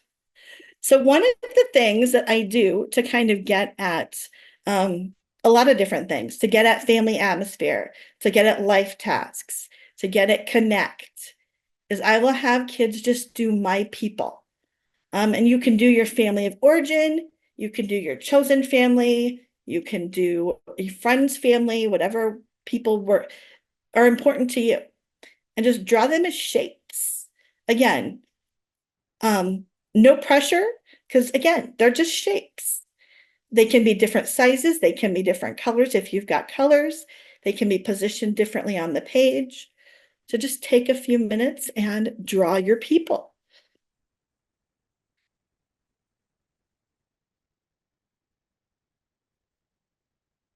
All right, you may not be completely done, but you kind of just get the idea. What did you guys think about that activity? Thoughts? So maybe this is just some insight into my brain, Kim, but I found myself first drawing objects that like, and then I was like, but that, I don't know if that's a shape. And so then secondary, I was like, okay, but like, what is it about that? So like, for example, one of my children, right, I drew as a tornado. And I was like, okay, but like, what is it about that? And then I honestly kind of looked at the illustration on the page for like, okay, but like, let's get to shape mode, and was able then to connect a shape like to the object. But it took me a little bit to like think in shapes versus kind of daily objects. Maybe a little more abstract. Yeah. It made me think of is it the train or whatever that they get on in Inside Out, right? Where like I had to get into that world of like that abstract 2D, like that thinking. I liked the process. I just like the experience of looking at it a little bit differently. Again, I immediately went to thinking about some specific kids of I can't do this, or I don't know how to do this, and all of that's loaded in that. But it's nice. It's nice to have alternatives and other ways to connect and communicate that hopefully feels a little bit more accessible. And mine's all over the place, but I'll just leave that here. And then just as you're processing it, just makes observations, like I noticed this green one up in the corner is bigger than the small circle down here. Or you've got like 4 distinct groups, or 3 distinct groups, and then this black thing in the upper middle and this heart kind of in the lower right are off by themselves. So again, just make observations as you're processing. And again, the hope is they will respond, that they will open up and tell you kind of what those groups are, who those people are, but they may not. And that's okay too, because the doing is the therapy. And sometimes things don't need to be processed. I've done sand trays with kids or with clients that I just look at them as they're finished, and it's like it feels complete to them. And there may not be a need to verbally process. So keep that in mind as well when you do these activities, that again, it's all intentional and it's all individualized based on what that client needs at the time. So it's at this point that I will develop my conceptualization and treatment plan of the client. So how has the client's lifestyle been affected by all of the different lifestyle components? And then, like I said, I'll boil it down to the 2 or 3 big A agendas, or the first domino that needs to fall in order to kind of shift some things for this kid. Now, like I said, the phases are fluid, and I think that they're never really complete. Yes, you're done with treatment, and again, the kid may need to come back in a couple of years, or they might not need to come back at all. You may have shifted enough, but we're never going to solve all the mistaken beliefs and private logic of a kid. That's just too big of a task. So keep that in mind, that we can only do and be the agent of change so much. Parents need to be involved. Teachers need to be involved. So we go back to that egalitarian relationship with teachers and with parents, because it's a team effort. So, but in that phase 3, we are helping the client to gain insights. And this is the Johari window. So we've got things that are open, things that are known to myself and known to others. Like all of you can see that I've got brown hair. That's an open thing. Anybody on the street can see that. Then we've got some things that are hidden that I know about myself that a random person on the street will not know. Like, I'm guessing the majority of you don't know that I'm a vegetarian until I just said it. That's a hidden thing. Now, in phase 3, we're working in this blind quadrant.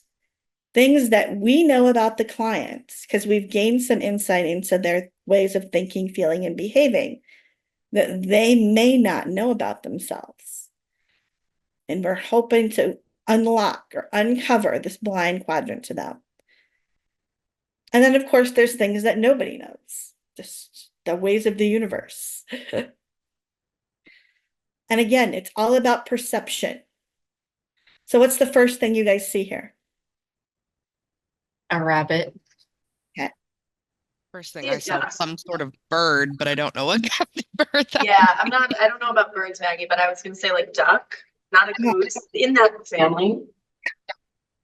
So it's a rabbit and there's a duck there too. Yeah, it just depends on your perception. Can you point out the rabbit?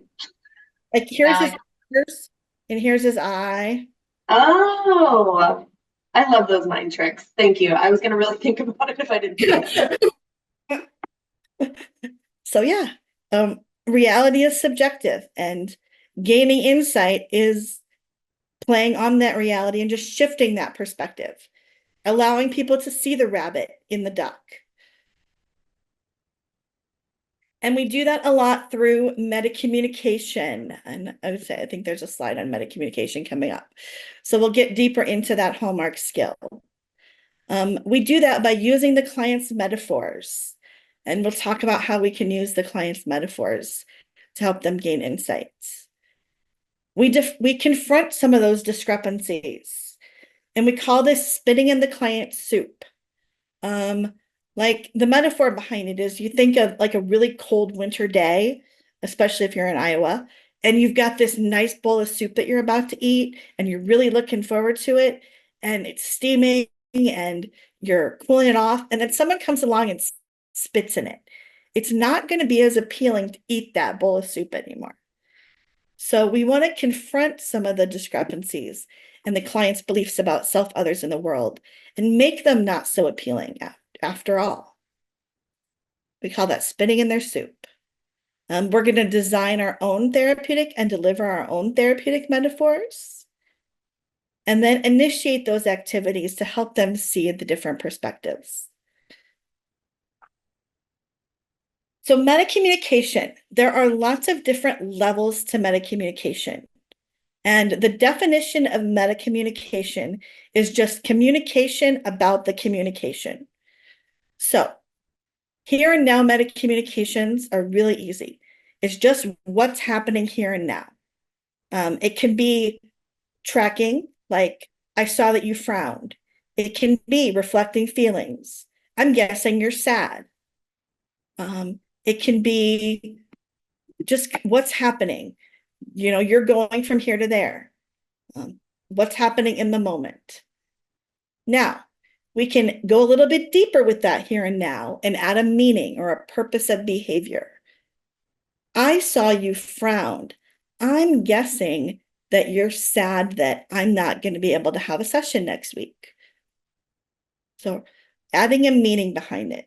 Or, you know, you are jumping up and down because you're really excited we're going to do a puppet show today. Just adding a because or a meaning, a purpose of behavior. Gets a little bit deeper. We also meta-communicate about patterns. Again, history repeats itself. It comes in patterns. Patterns within sessions, So it may be something you notice that's different with that kid. Maybe their attention span is normally really good and they're able to sit and do an activity, but for some reason today, they're bouncing from activity to activity. I would meta-communicate. I notice that you are changing activities really frequently today. And that's different from the way that you normally do. So that would be like within session, also across sessions. That's kind of a little bit of both, the one that I just did.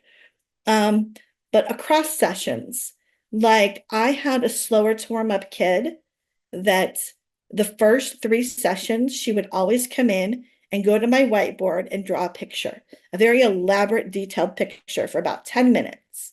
She wouldn't say a word. She would just go to the whiteboard. So after the 3rd time that happened, I meta-communicated.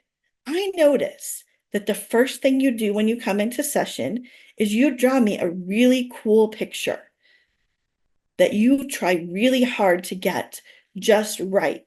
So throwing some encouragement in there. We can also meta-communicate about lifestyle. You can meta-communicate to a pleaser that I notice you don't like to make people upset. That would be a lifestyle meta-communication. Or if you've got a power and control kid, I notice that you always like to be in charge when we're doing a puppet show. Again, just meta-communicating about lifestyle. And then I can take that one step further and bridge it to real life. So I've got that kid that's always in charge of when we do the puppet show. I'm guessing that you like to be in charge when we do a puppet show. I wonder how your friends feel when you try to be in charge when you're playing a game. So bridging what's happening in the playroom to the real life. And again, helping them see different things, helping them see the ways and their patterns of how they're thinking, feeling, and behaving, and viewing self, others, in the world. That's all that meta-communication is. It is a complicated concept at first, but breaking it down, it's like that running narrative you have in your head as you're doing a session. You can say all those things. You have permission to just say them out loud. And again, the kid may not respond, and that's okay. We're planting those seeds. We're floating it out there. It's something to think about. So that's meta-communication. When we are delivering therapeutic metaphors, some things we want to think about. Number 1, we want to have a goal for telling the story. Because again, we are not going to solve all that kid's problems in one story. So if I want to boost count in a kid, and that's my goal for the story, that's it. That's what I want to do. Clear, simple. I want to boost count. How do I want to deliver the story? Do I want to do a puppet show? Do I want to do a sand tray? Do I want to act it out? Do I just want to tell it? Do I want to do it with a drawing? How do I want to deliver the story? Again, what has heart and meaning to the kid? Do I want it to be a video game metaphor, a fantasy metaphor? What's the setting? Again, is it, a galaxy far, far away? Is it, once upon a time? What are the characters in my story? And when I talk about characters, keeping in mind, is this a metaphor kid that can be more fantasy? Or is it more of a concrete kid that needs Joey and Susie at the park?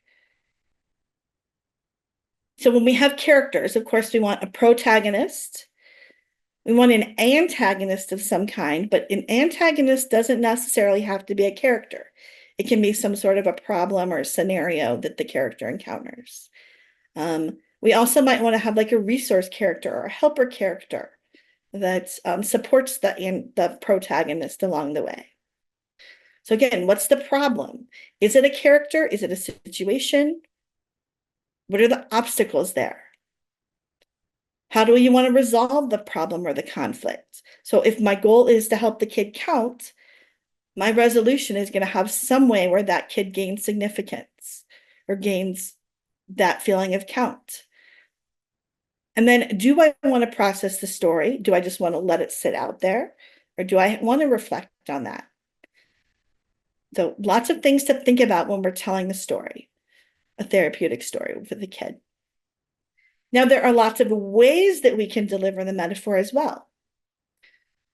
We can do it through mutual storytelling, where a child tells a story, and it can be a story that they've told in an earlier session, or you can just prompt the kid to tell a story.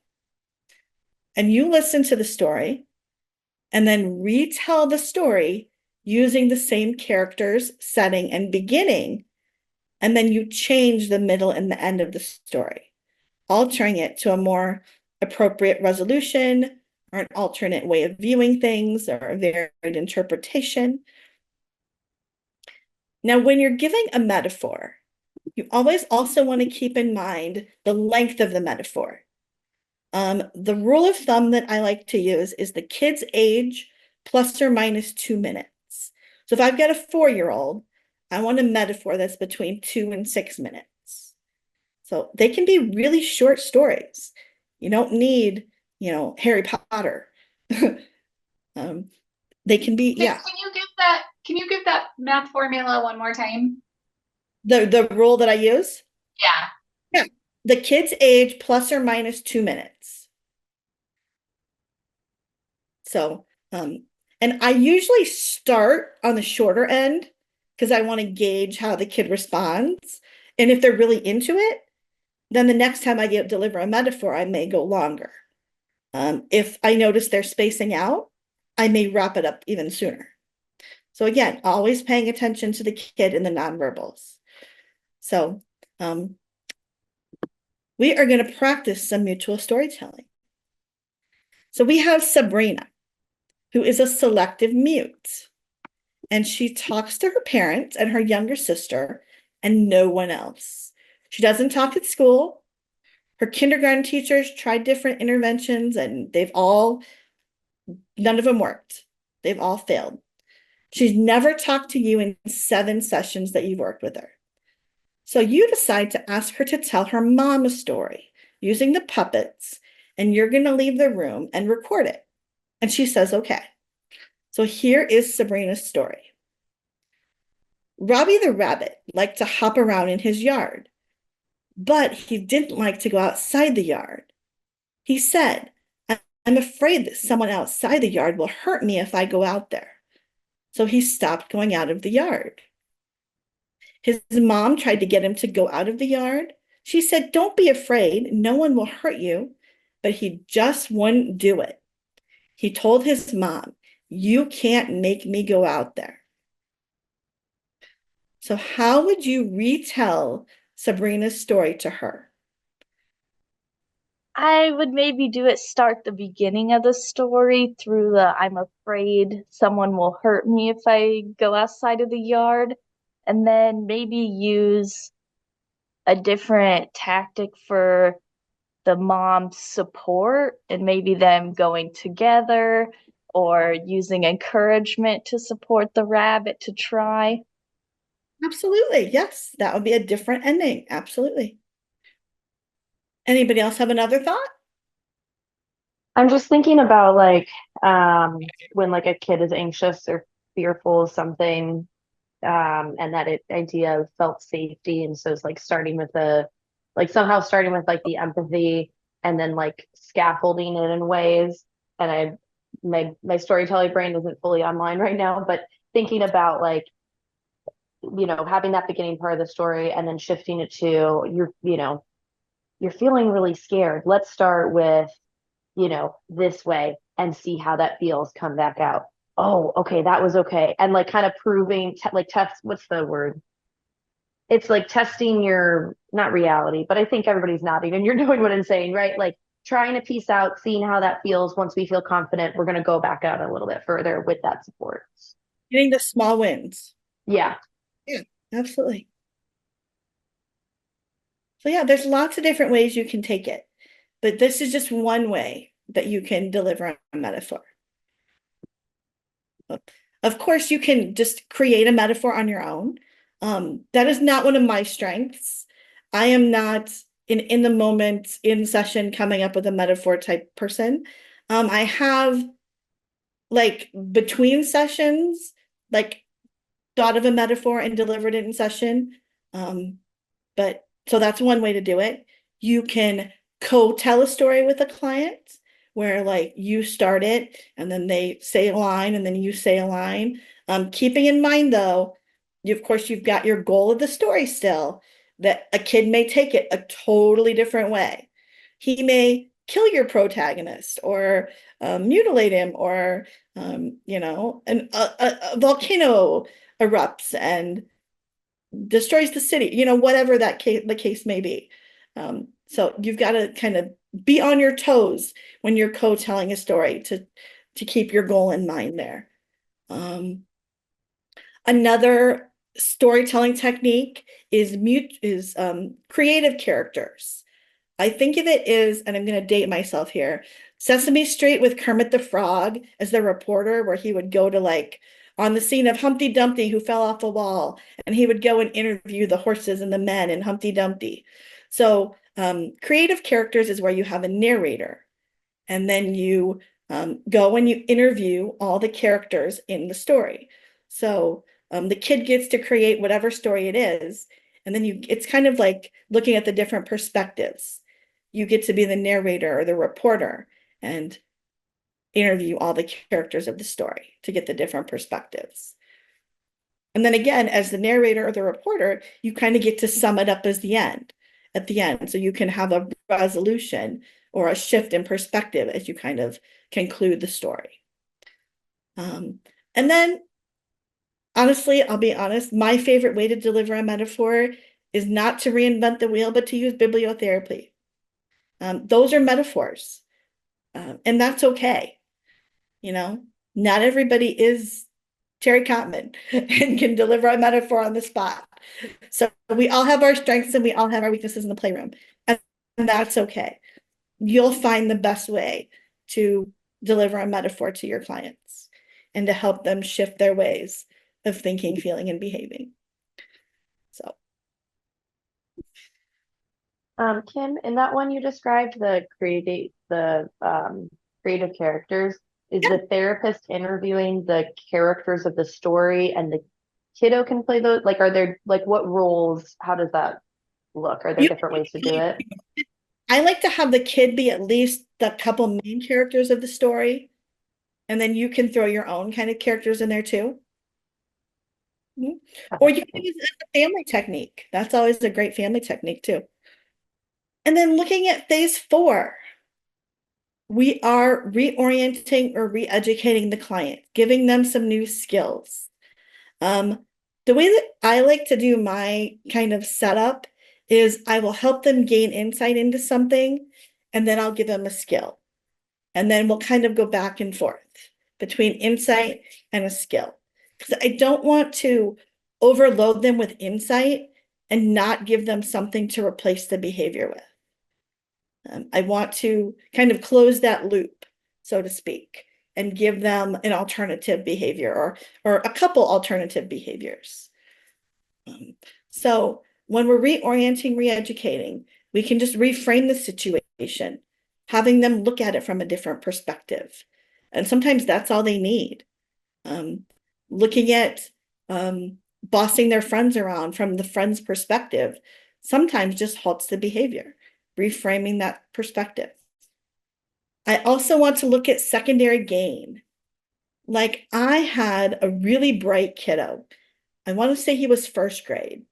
And he was constantly not getting his work done in class and having to stay inside at recess. And we've tried, like, extra recess. We've tried incentives for getting his work done. We tried encouraging his intelligence. Nothing was working. So again, I went back to what's the purpose of the behavior? And I realized by staying inside at recess, he was connecting with his teacher. He was getting that one-on-one time with his teacher. That relationship was important to him. He felt like he counted. He felt like he mattered at that time. So with his teacher, we collaborated and we'd allowed him to come in early. I think it was just like 5-10 minutes early, like 2 days a week, and have some one-on-one time with the teacher where he would help her get ready for the class, set things up. And lo and behold, he started getting his work done. He got that connection in a different way. He got that count. He got that significance.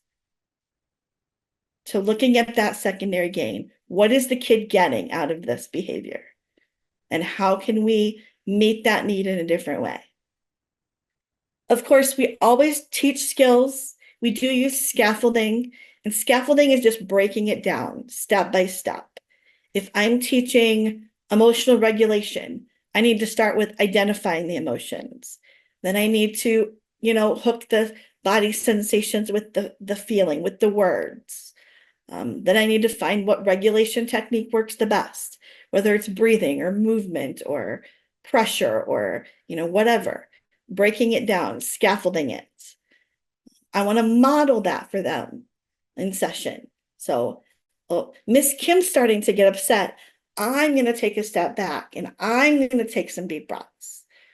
So just modeling that and teaching parents to model that as well. Because again, parents have 365 days of contact with these kids. Teachers have about 180. Therapists, if we're lucky, maybe 50. And those are hours, really. So we really got to work with the teachers and with the parents. Of course, direct and didactic teaching, just psychoeducation about things. Like if I'm teaching emotional regulation, I'll teach about the owl, watchdog, and possum brain and how the owl flies away and either the watchdog or the possum comes out and you're in fight or flight and kind of down in your brainstem, things like that. Some things are more indirect teaching, like with that meta communication and planting those seeds. And then, of course, reinforcement through that encouraging, reinforcing the effort, reinforcing the progress they're making, reinforcing the independence that they're gaining, the count, the capable, the courage. I may spit in their soup, making that, that bossy behavior a little less appealing. I may say, hey, if you, control the game or cheat at the game, I'm guessing eventually your friends aren't going to want to play with you. And just allowing them to think about that a little bit, making it a little less appealing. And then, of course, throughout this whole process, I'm meta-communicating on all kinds of different levels, using the patterns, using the bridging, pointing out all that kind of stuff. So, and then as far as like techniques, skills can be taught any different way. You can do social skills, you can do anxiety management, anger management. I mean, executive functioning. I could have a whole laundry list of skills that you can teach. And then, like I said, we are simultaneously working with the parents and the teachers this whole time. Personally, I have a parent consultation, just a parent session, about every 4 to 6 weeks. Number one, to figure out what's happening at home, what progress is being made, if any new concerns are coming up. Because sometimes, to be honest, it gets worse before it gets better with some kids. And I'm very open with that with parents. So new behaviors may pop up. Obviously, from that intake, from that day one, I'm building a relationship. I'm aligning with them. I'm telling them, you are the expert on your kid. I need you to teach me about your child. I'm bringing in that, you get 365 days of contact with them. I'm pointing that out. The workings, the inner workings. You've been with them for 6 years, 8 years, whatever it may be. I am exploring the lifestyle of the parents. Teachers, it's a little tougher because we all know teachers are overwhelmed and overworked and have a lot on their plates. But I definitely try to explore teachers' lifestyle as much as possible, especially when I was in the schools. But parents, again, from the intake, I set the expectation that I may have you do a sand tray. I may have you do a drawing activity. We may be interacting. I also set the expectation that because it is a family approach and I need to know what the relationships are like in the family, that I will be incorporating family sessions. I'll say, I'll let you know a week or two in advance who I need and when I need them. Because if it's a sibling problem, I may do sibling sessions. I may do just parent and child. I may mix it up. I may do the whole family. But again, I set that expectation from the intake so they know what to expect. I don't want any curveballs because I want that relationship to be open and honest from the get-go. And again, I want to explore the adult's perceptions of the child's lifestyle. And again, going back to that interaction, how does temperament and personality priorities, or if I've got a parent that is low in connect and a kid that's really high in connect, again, crucial C is there's going to be a mismatch. Or if I've got a parent that's high in courage and a kid that's low, there's going to be some conflict there. So looking at the interactions. So then helping the parents and teachers, if possible, to gain insight into their lifestyle, the way that they see self-others in the world, and the way that they see their child self-others in the world. Yeah, what's your question, Zaya? I try to interrupt, but that's not my strong suit.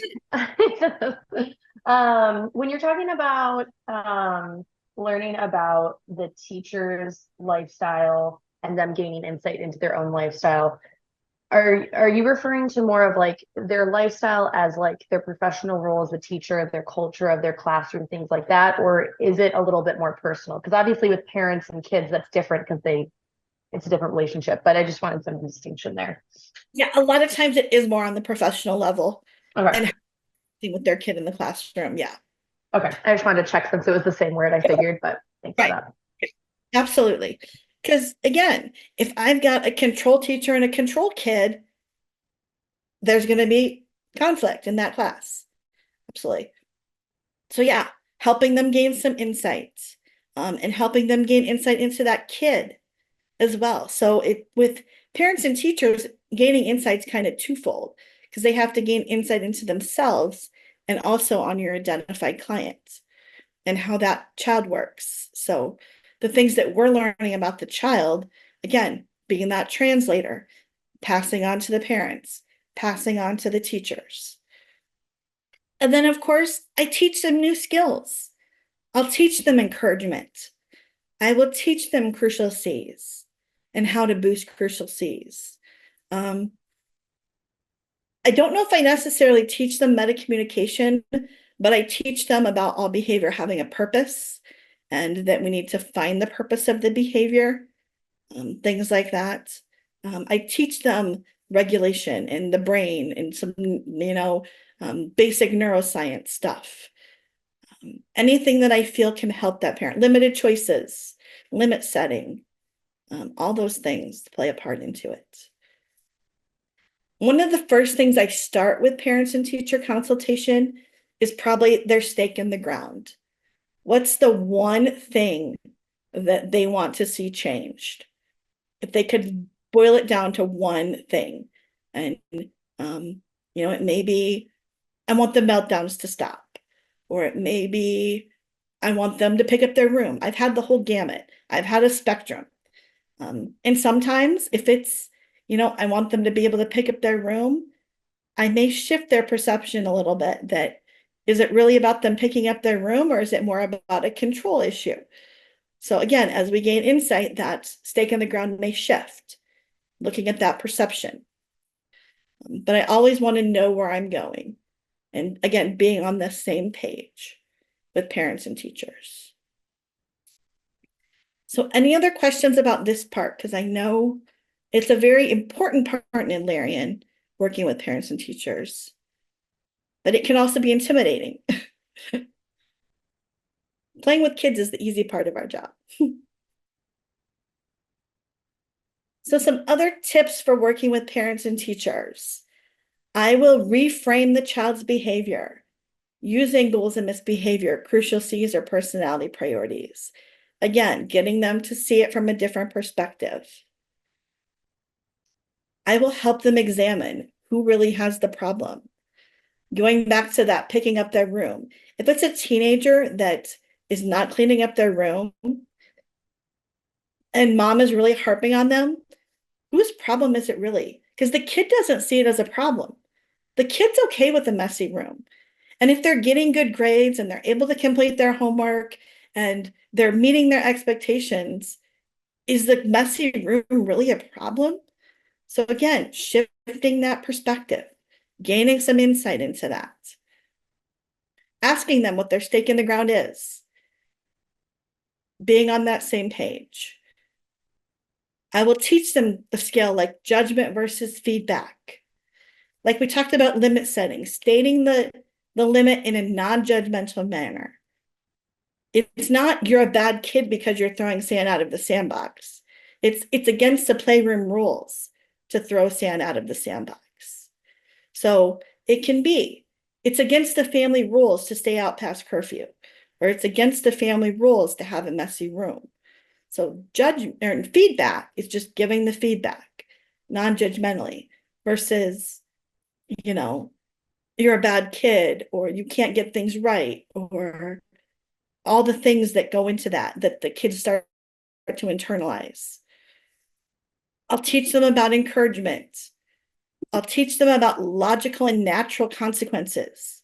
Again, if the kid goes to school with a mismatched shirt and mismatched pair of pants and kids at school make fun of them, that's a logical, natural consequence.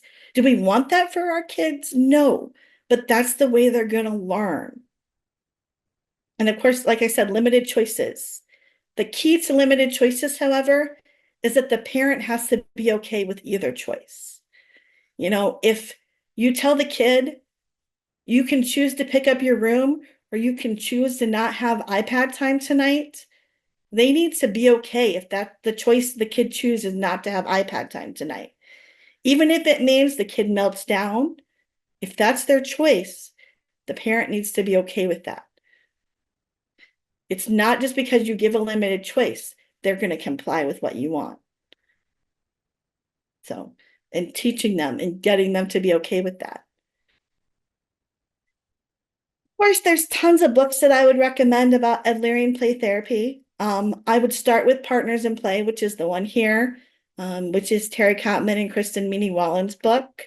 It goes into all these Adlerian concepts in depth. Amy Lou and Betty Lou Bettner have a couple books on the crucial C's, and those are really thin books. One is about responsibility in the home, and one is about responsibility in the classroom.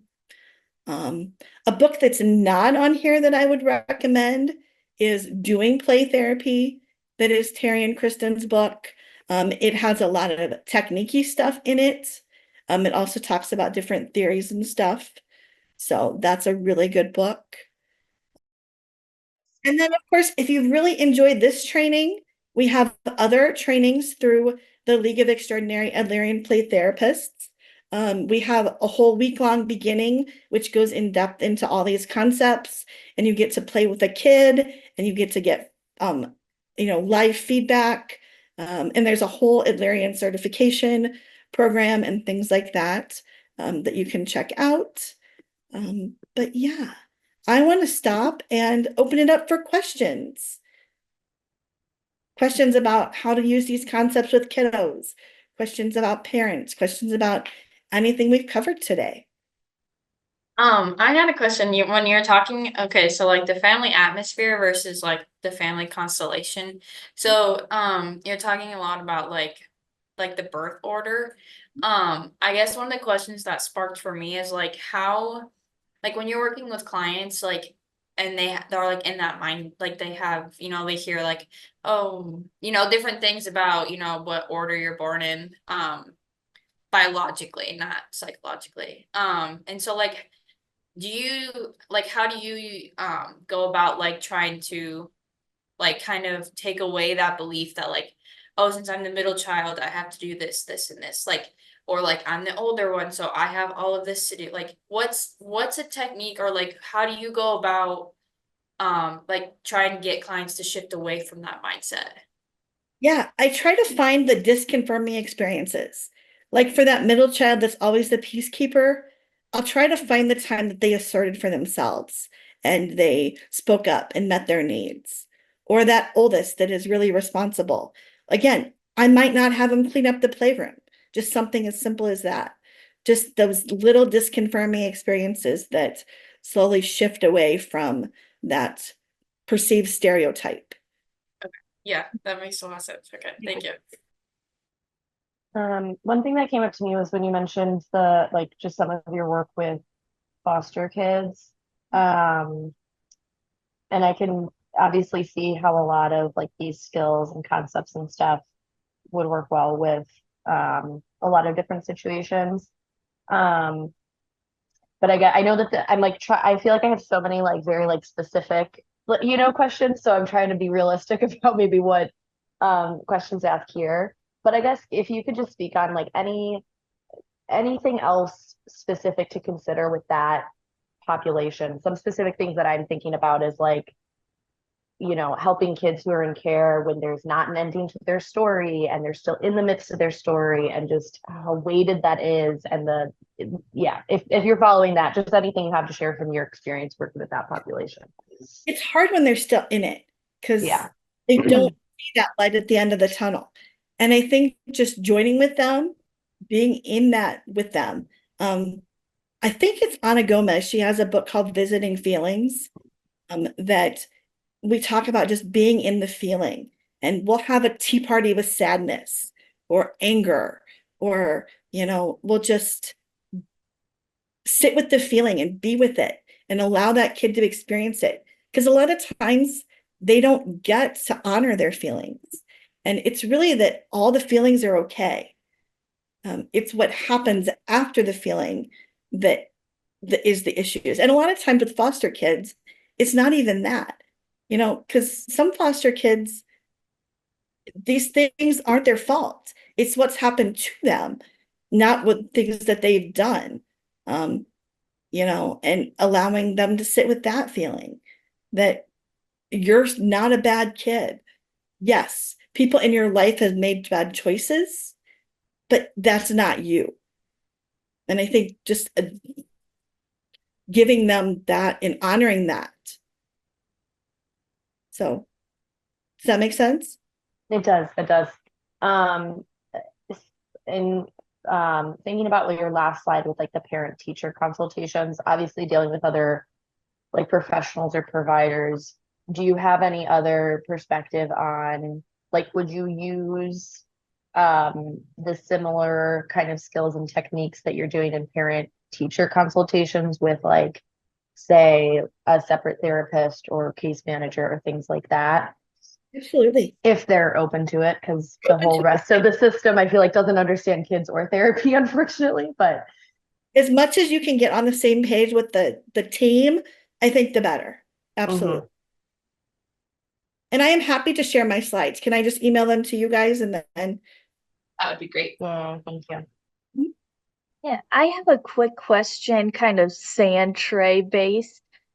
So I've had children that will want me to leave certain things in the sand tray, or I have a lot of creepy bugs too. So then they might take the bugs or the snakes and be like, put this away. I don't want that one out. And then they'll ask to have those in there the next time they come. I do take pictures of like the finished sand tray and load those into the client database, but do you look at those pictures and put things back in the sand tray for the next time they come and leave out those bugs or snakes, or do you kind of leave it blank again? It depends.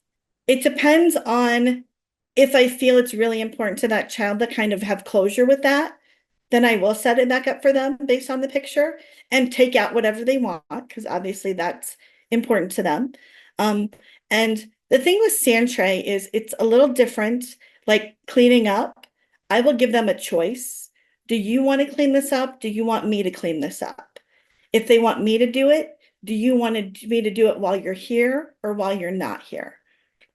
So again, going back to giving them the responsibility, but I give them a lot of choices when it comes to sand tray and things like that. And like I said in the beginning, take the concepts that really, spark your interest and learn about those and go with that. Do you have like any resources or suggestions of like where we could find other like directive Adlerian interventions, like for someone kind of starting out in this? Yeah, doing play therapy has a lot of directive interventions in it. And then go to the left website, there's tons of classes on there. We've got it broken down like either by skill, like we have social skills and anger skills classes, or we've got like developmentally, we've got preschoolers and elementary and teens and tweens. They just come up at different times, so constantly check the website.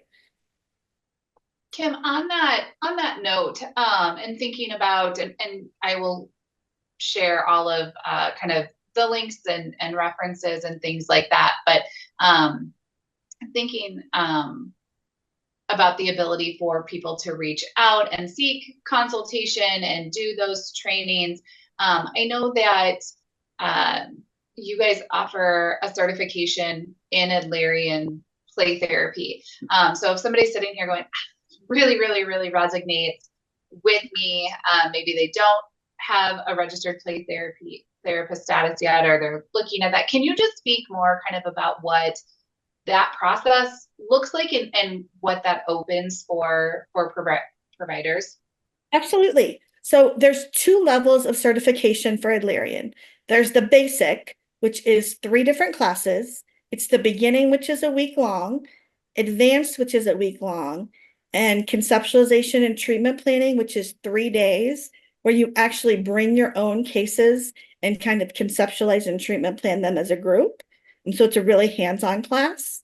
And then you need a minimum of 10 hours of consultation. So it kind of, you can double dip the consultation because we're all RPTSs. So it helps you work towards the RPT status simultaneously with the training process. And then if you really like it and you want to go to the advanced certification, there's 3 more classes. There's sand tray, which is a week long, family, which is 3 days, and then 8 hours of just special topics.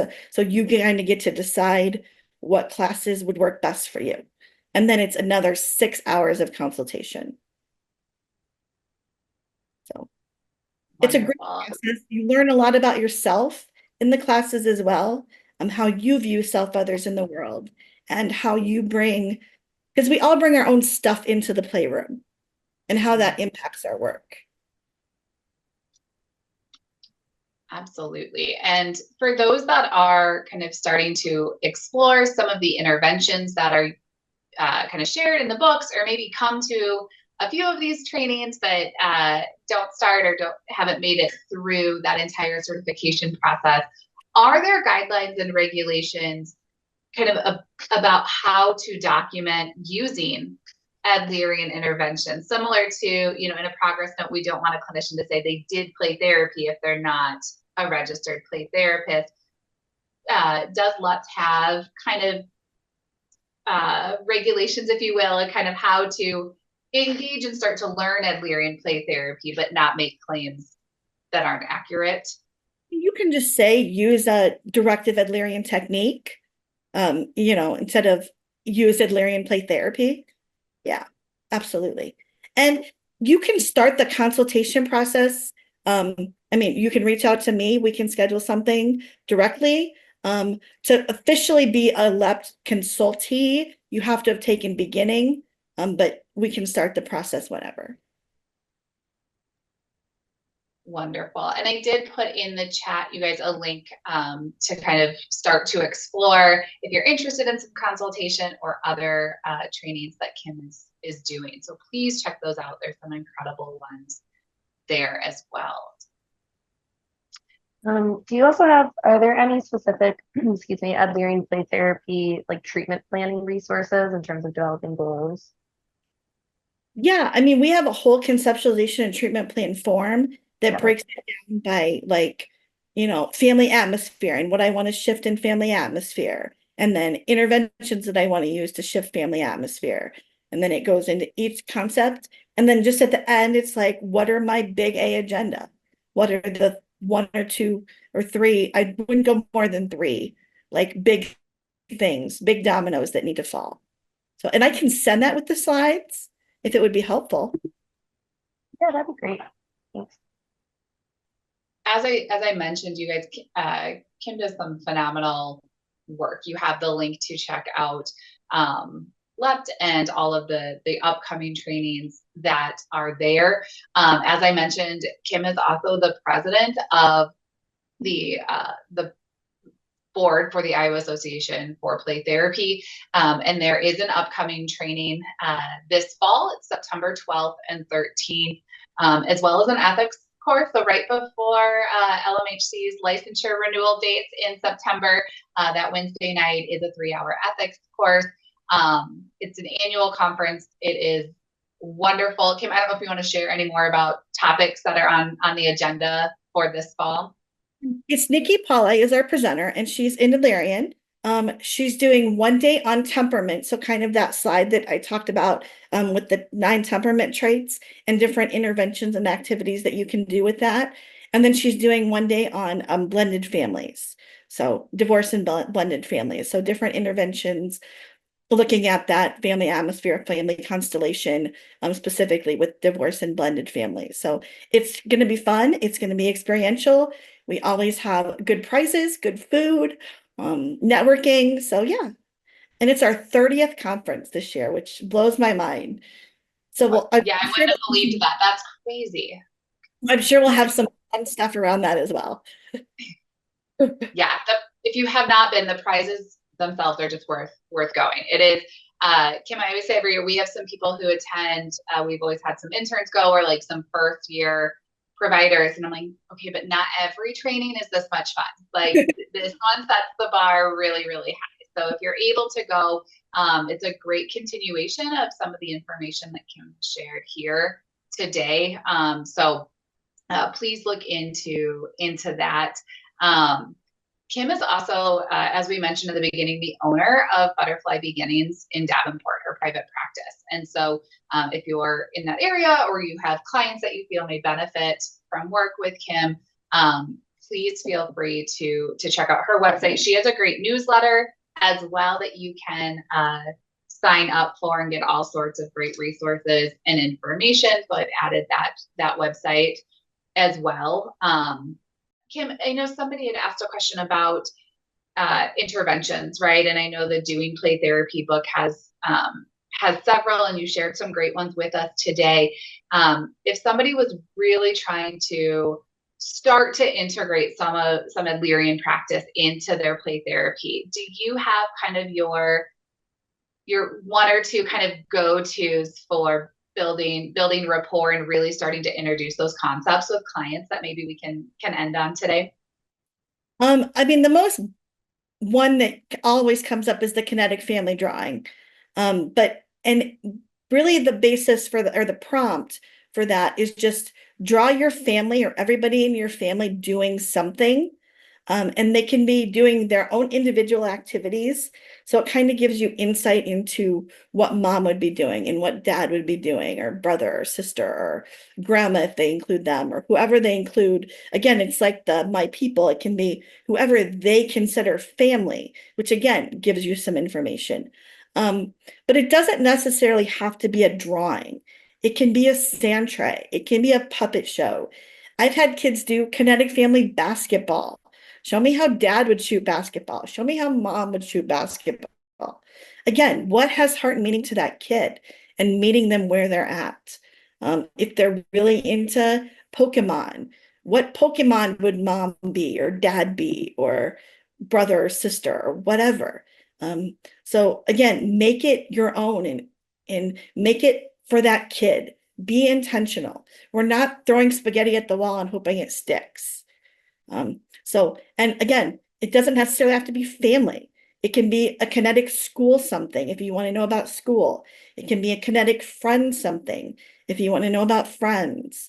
I think it's just, again, the doing is the therapy. So the kinetic part of it is what's really important because you get insight into what that individual does. So that's one of the basic ones. And then I always go back to when in doubt, boost the crucial C's.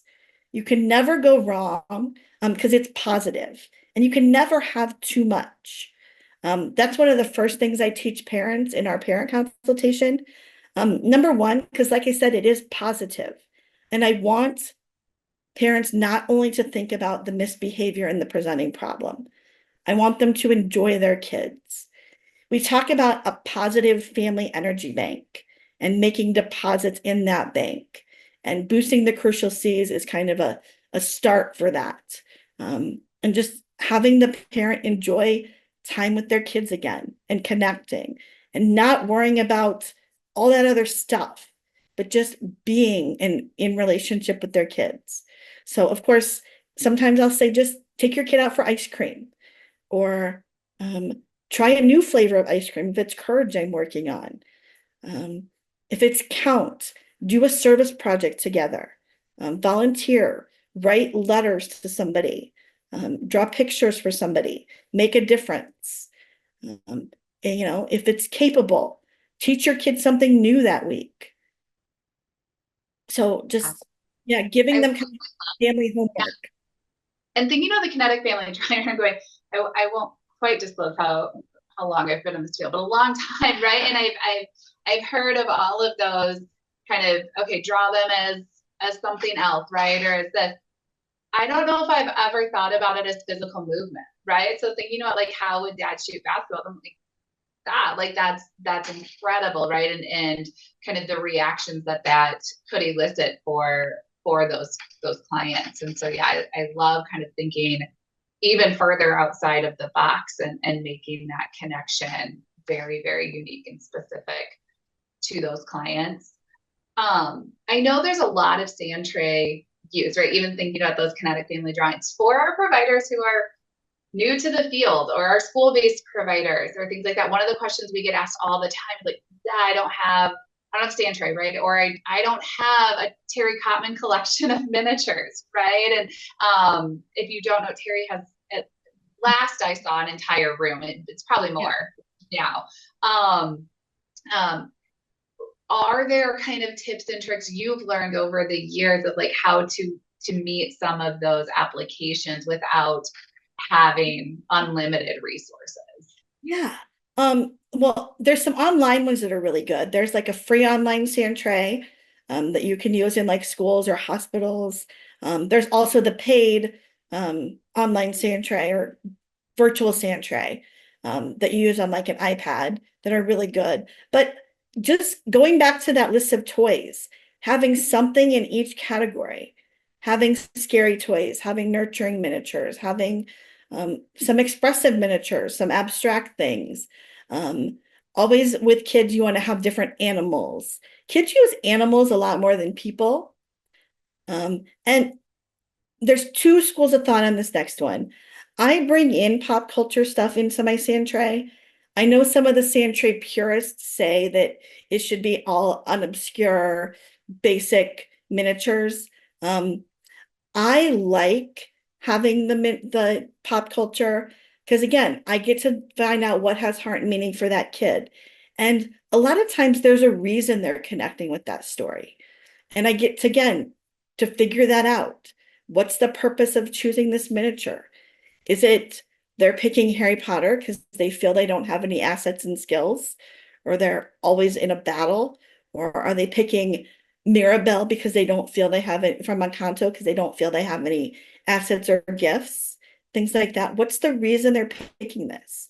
And again, you can go all out pop culture, but if you're in a school, find the couple of things that your kids are into, or one, go with the theme of the week. Like obviously Inside Out 2 is going to be all the rage here coming up. So go with that for a little bit, and you can swap things in and out.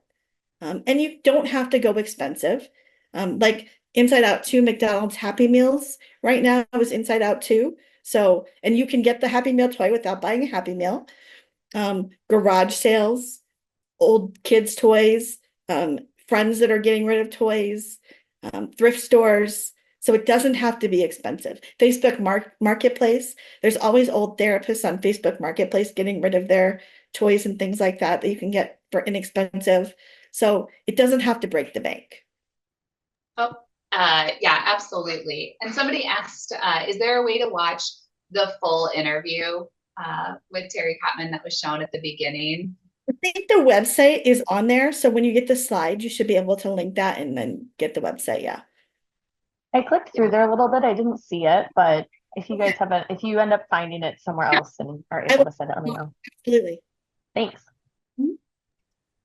Yeah, it's fun to see young Terry on screen. And really, you know, for me, looking at that and thinking about the progression of Adlerian play therapy, right? And how much heart and soul and effort has gone into making this an evidence-based practice, and what that kind of development has looked like, right? And so being able to go back and watch those tapes and read some of the earlier works and see those kind of core pieces there is always interesting. And like I said, good or bad, it's always evolving. Like I said, temperament, she added, like I said, about 7 years ago. And culture, well, we always thought of culture as a lifestyle component. We didn't like directly teach it. We always thought of it like within family constellation, family atmosphere. But, you know, obviously since 2020, culture has become kind of more direct, more in your face. So we kind of brought that out directly into the teachings of it. So always adding new concepts. I love that. I will also shamelessly plug some other upcoming trainings that You Need a Training is doing. So that link is there. We have some other live webinars scheduled. Kim's link for all of the upcoming LEPS trainings are up above. So lots of information at your fingertips. Thank you for joining in on today's training. We look forward to having you join us again. Heart & Solutions is proud to provide CE-eligible trainings for our counseling community. This training may be eligible for continuing education credit hours through either the National Board for Certified Counselors, provider number 7376, or the Association of Play Therapy, provider number 21-645. To obtain CE hours for today's training, be sure to follow the steps in the description below.